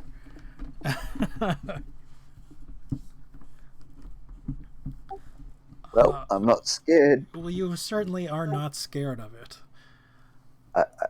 If anything, I'm feeling kind of hungry. I want to eat it. Oh my. It pre-skinned itself. How convenient. But Hey then, guys, this one's pre-preparing itself. that is its action. Throw spice. This one comes close to Rick and does something similar, but very different. Oh, just imagine if you threw salt at its face. That would be so painful. So I need everybody within 60, which is pretty much everybody. Man, I keep on thinking.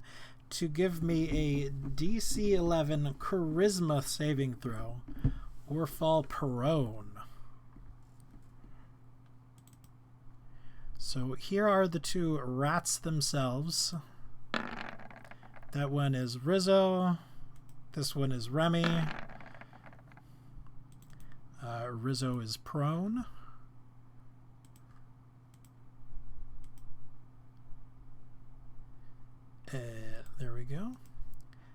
Here is Keef.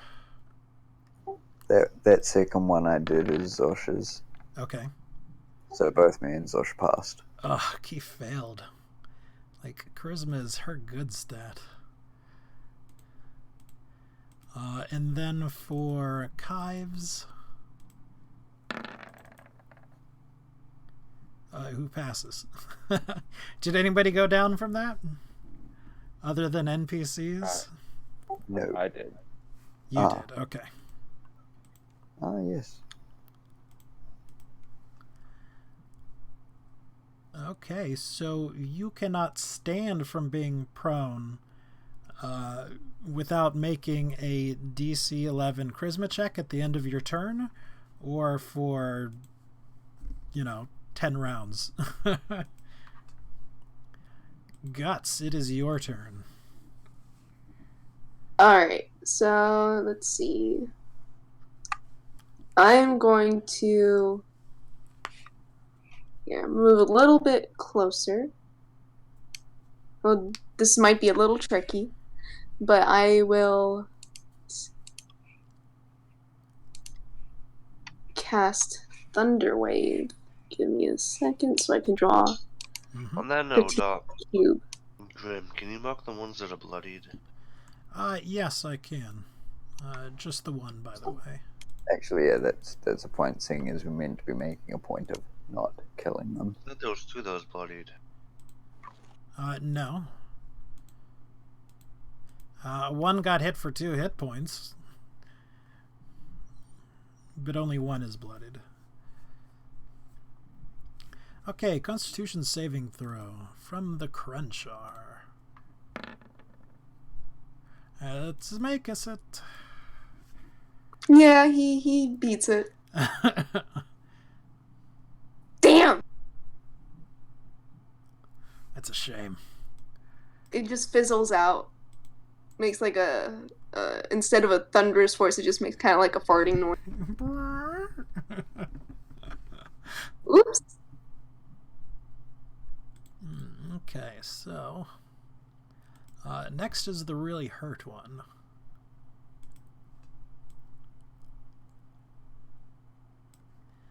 And it can get in, and it attacks you at Janeon. Yeah. Bites you, and then it claws you. As you both misses. Which are both misses? Alright. Yep. Zoosh. Zoosh will, seeing Janeon actually getting set on by 2, she'll move up there, and the bloodied one she'll make an attack against with her mace, but not activating its ability and pulling back so it doesn't kill it. Okay.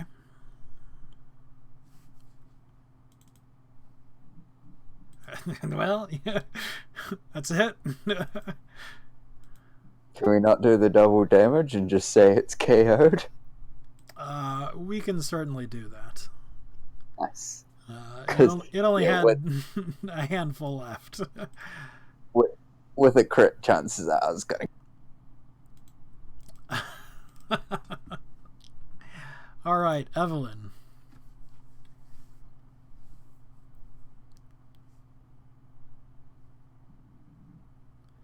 Which is actually Adrian as well.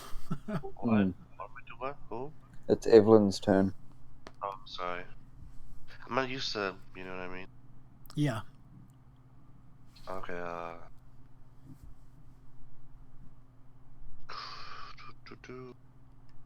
crossbow bolt.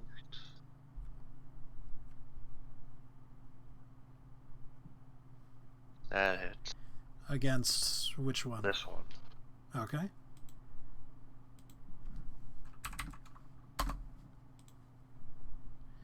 Alright. Is your owl doing anything? Nope. Alright, Rizzo is going to try to make a charisma saving throw at -3. And does so. The rat has stood. And it is its turn. Adrian, your turn. Yeah, so I hit back accidentally. Oh no. Any second now, there we go.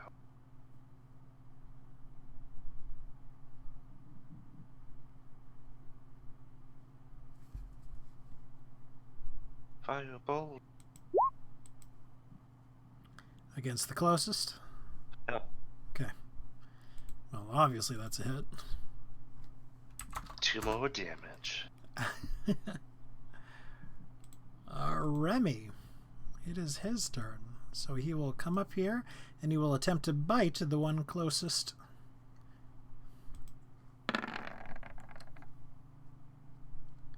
And succeeds.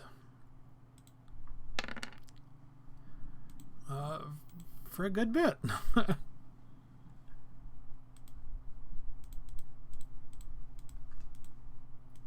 I only just realized that I had advantage on that saving roll from earlier. Oh. Alright, it is the one furthest.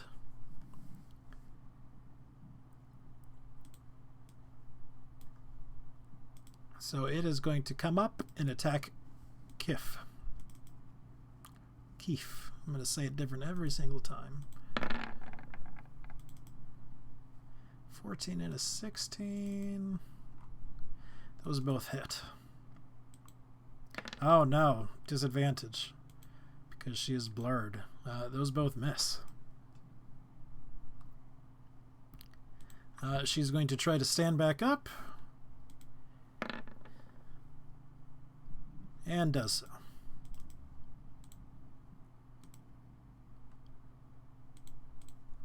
Janeon. Yes. I will make an attack with my rapier, and that's a miss. That is a miss. And then, I'll call it that. I'll just make the attack. All right. Rick. Charisma saving throw to try to stand up. Am I considered incapacitated or knocked prone? Let me jump to it real quick. You are fall prone and you are frightened, so I'd say you're incapacitated. Because you cannot stand until you can shake the effects of the ability.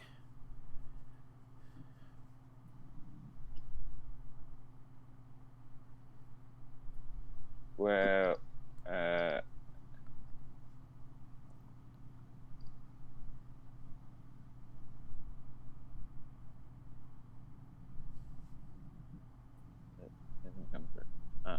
Oh, both of those make it anyway. yeah, well, since I'm incapacitated, I don't get advantage on. Well, either way, you made it. But that is your turn. Kives will come here, and he will toss a throwing net at this one right here.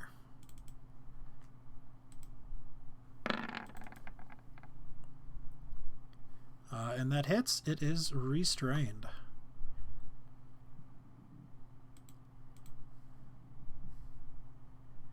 All right. Let's see. This one right here is going to attack you, Janeon, with a claw and a bite. Both misses. Both miss. All right. This one right here is going to Skullface you guts. So that is a DC 12 Wisdom save. Alright. Let's see how that works. Probably not well. You rip your veil off, you show your own skull face back at them. You do the same thing. That is a fail, so you are frightened. Oh yeah, I'm frightened. I'm gonna scream. Which means Nah. you try to move away for it for 1d4 rounds.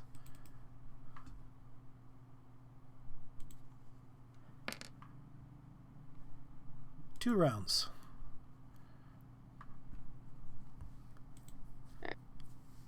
And that's an on your turn thing. Attack of opportunity against you. Tries to bite you. It bites. For 5 damage. Sounds good. Oh, not good, but Sure.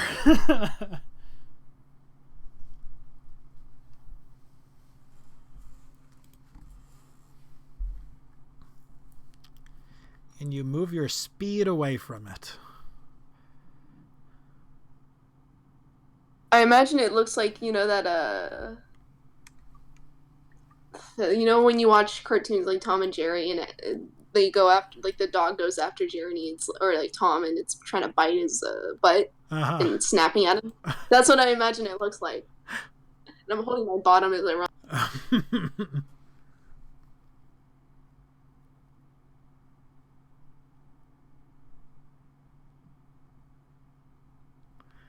Now,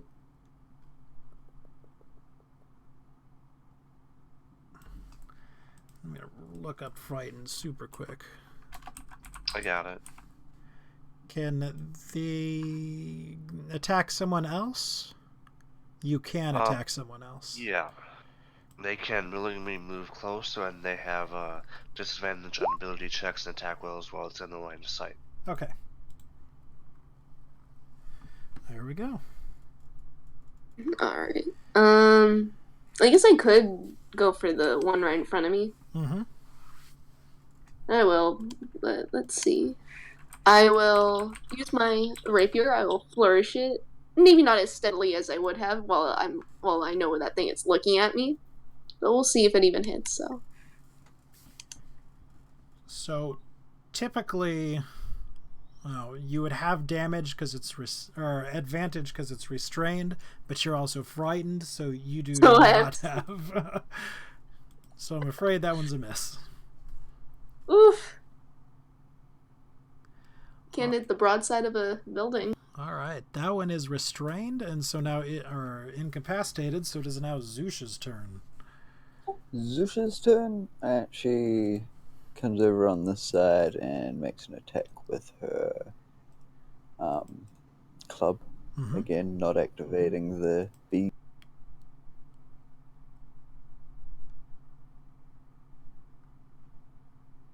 That's a hit.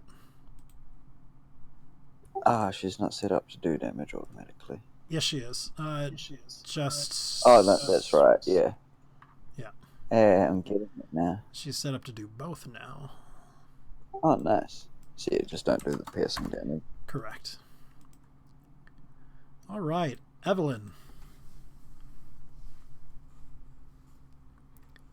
Adrian as Evelyn.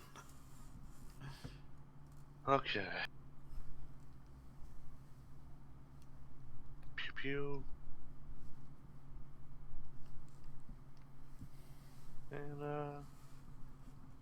And crossbows line, damn. Fuck it. Nope, that missed. That's a miss. I will do nothing. All right. Cork's probably not doing anything. It is Rizzo's turn. Rizzo is going to come forward and attempt to attack it by biting it. Gets advantage. Manages to hit it. Pretty well. Adrian. Okay, so how injured is this one? It is exactly bloodied now that I look at it. Firebolto. It's a hit. Firebolto. Ooh, it's a big hit.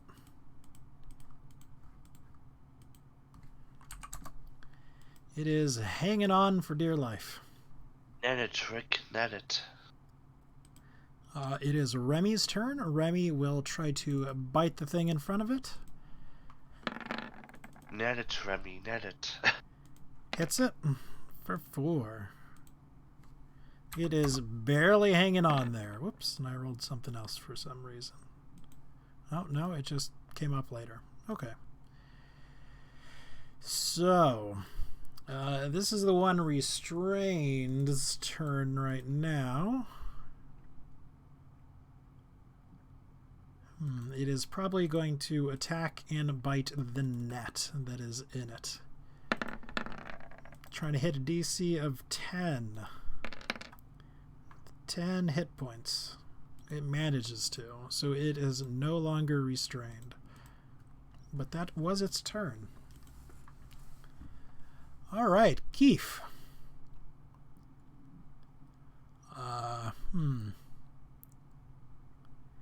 Alright, Keef attacks it.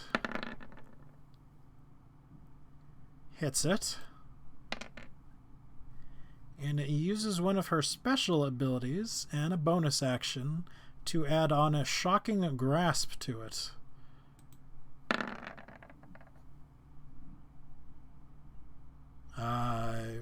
Which actually just does the damage.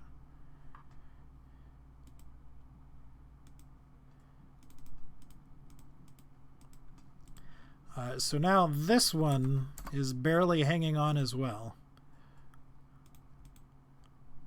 Janeon, it is your turn. Alright, I'm going to make one attack first. So that'll be a hit. Yep. And then, is it looking reasonably bloody or not? It's looking pretty bad. You don't think it's going to go down any second, however. Like another hit of that magnitude probably wouldn't kill it? Another hit of that magnitude would kill it, but that's a fairly hefty hit.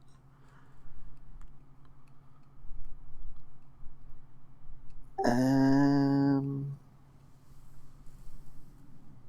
going to use my bonus action to do that. Okay. To disengage off it to there. And then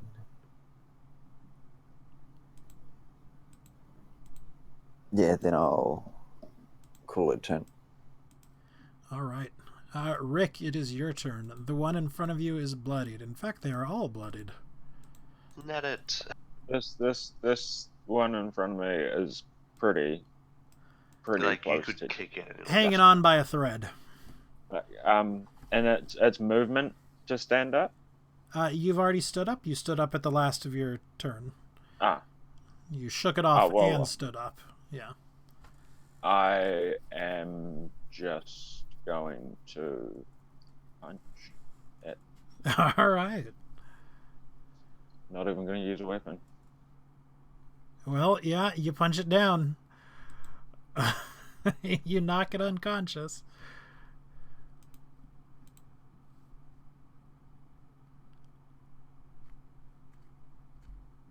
You can still move if you wish. I'm going to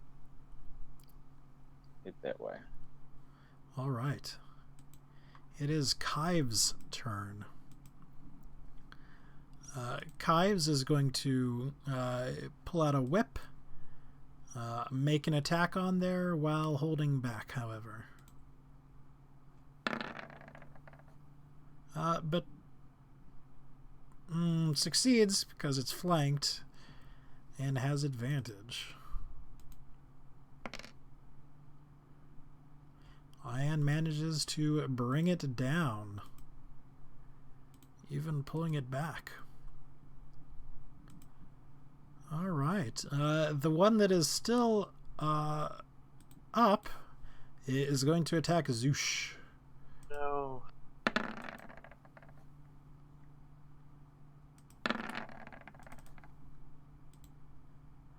For 3. She's alright. Guts, it is your turn. There is currently one still standing. I don't think I can move that close. But I will, I'll try.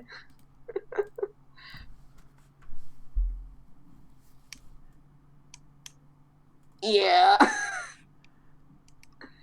Does anyone need to be healed? I guess I already moved that far. No. Well, I guess I don't really have anything I can use to help, so. Okay. Light Country Road. Yeah, just start. No, start. I'll start singing Old Town Road. Old Town Road. Zeus. Your turn. She shall make a repeat. And this last one.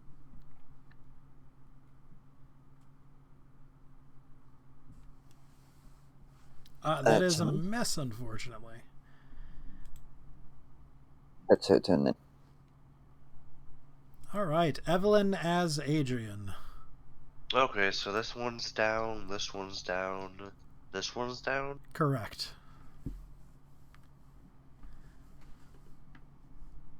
And come over here, and she's gonna backhand this one with the pommel of her dagger.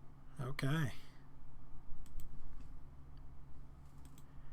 Unfortunately, that does miss. Yeah, I'll just nothing then. All right. So it is Rizzo's turn. Rizzo can't make it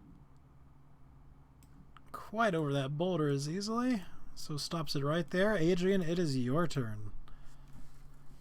How close to death is this one? Not about to fall over, but not looking good. Alright, firebolt. That misses. Okay, never mind. All right. Remy can make it in, I believe, however. Yep, makes it in and gives it an attack with advantage.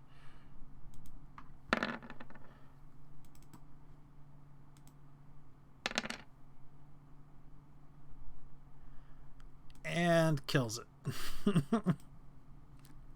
You mean he knocks it down or he kills it? He kills it.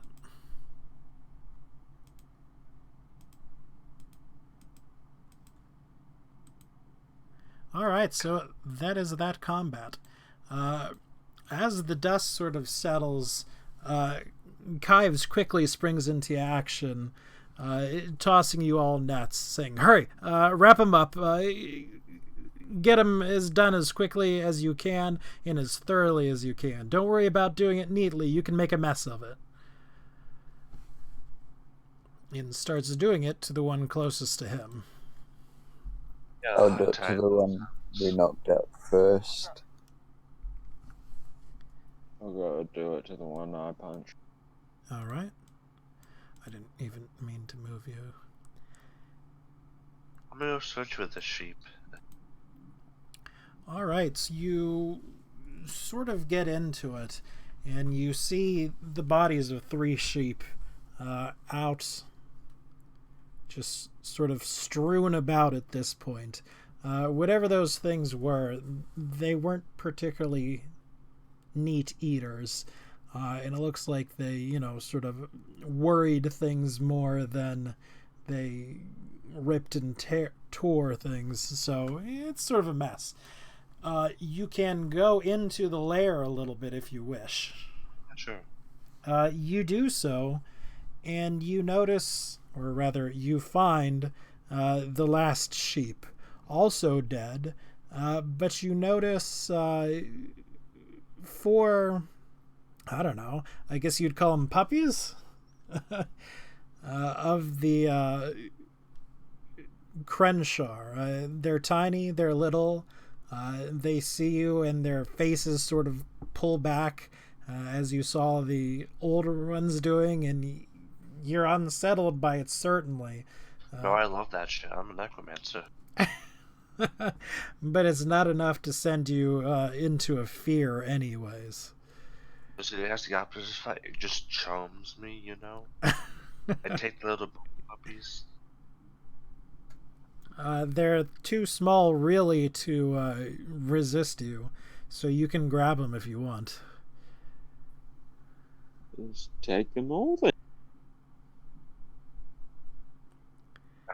I come back up. The last sheep's in there. It's dead, but it's more together, right? It certainly is. It looks like the little ones were eating it, but, you know, they weren't going very quickly about it. Yeah. These little puppers were trying to eat it.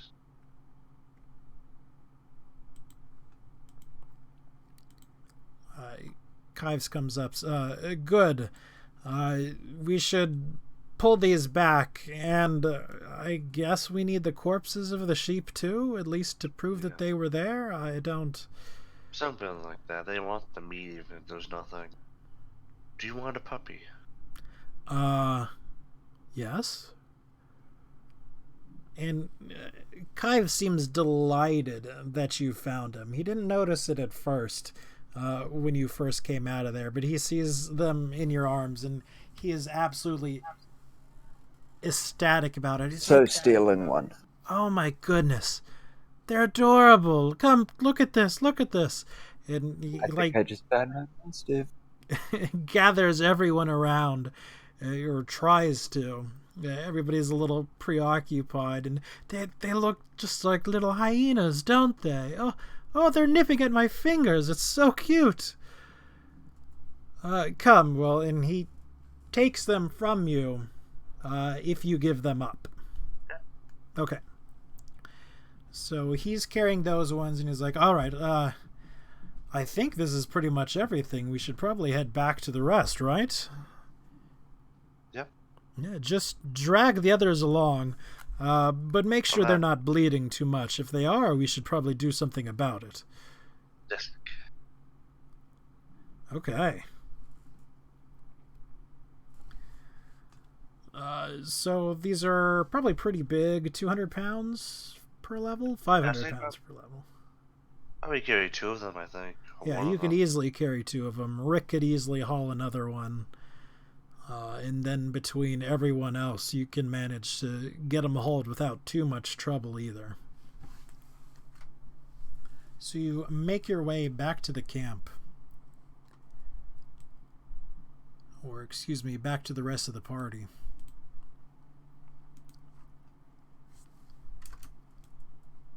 And the little girl is there. And she is just at first ecstatic to see you. And then as she sees what you're doing, dragging along these creatures, she's sort of got some mixed emotions. She's horrified, but she's also pleased. You killed them. You found the beasts. And you beat them? Yes? That's amazing! You do know that, right? I guess we do now. Oh my goodness, thank you. This'll be perfect. And you've even got the other sheep, so I can...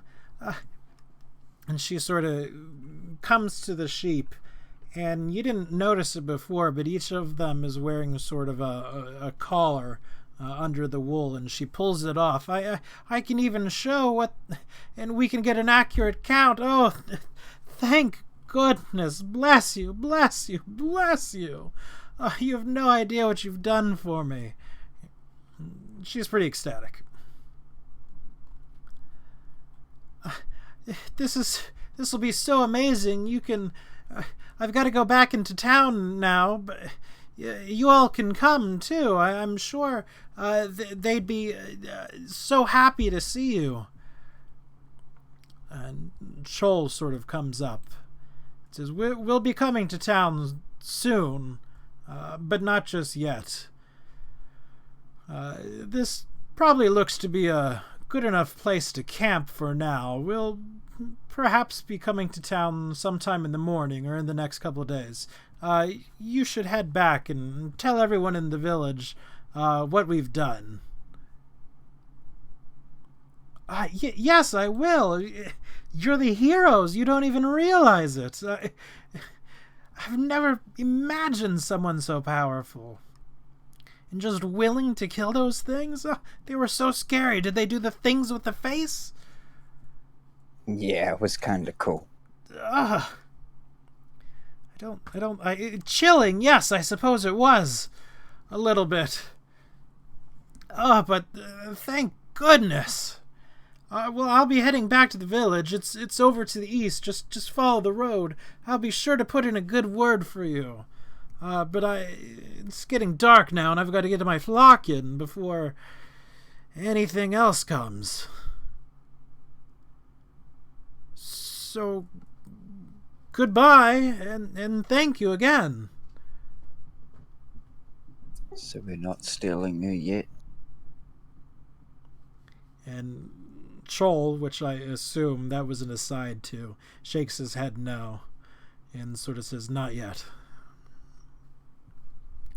It'll be much easier later on if they're all indebted to us, and we can be their friends. Tonight, however, we'll set up camp and start setting up cages for one, and more of a permanent residence. You need some dirt to move? I can move dirt like I just flick my hand and move dirt. I think we'll actually head up to where those beasts were and set up camp. Likely they were the predators of this area, so nothing else will be coming into the area to bother them. Fair enough. It's a good day's work. I'm impressed. You did a good job.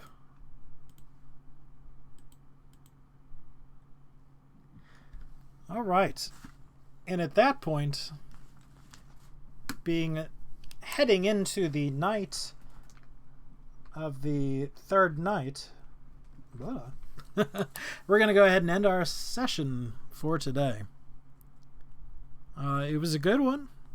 I hope you all enjoyed it. If you are watching, please leave a comment. Something you liked about it, something you didn't like about it, something you'd like to change about it, or anything like that. Really, just to say hi. All right. I certainly hope to hear something from you. I hope you have a great day. And for me, peace out. Come and tell us how shit we are. I will be back for the usual post-game discussion in about 10-15 minutes, but I need to go get smokes. All right, say bye, everybody. So, I'll catch you later. Bye. See you, Bye. random people on the internets. We will catch up with you next week.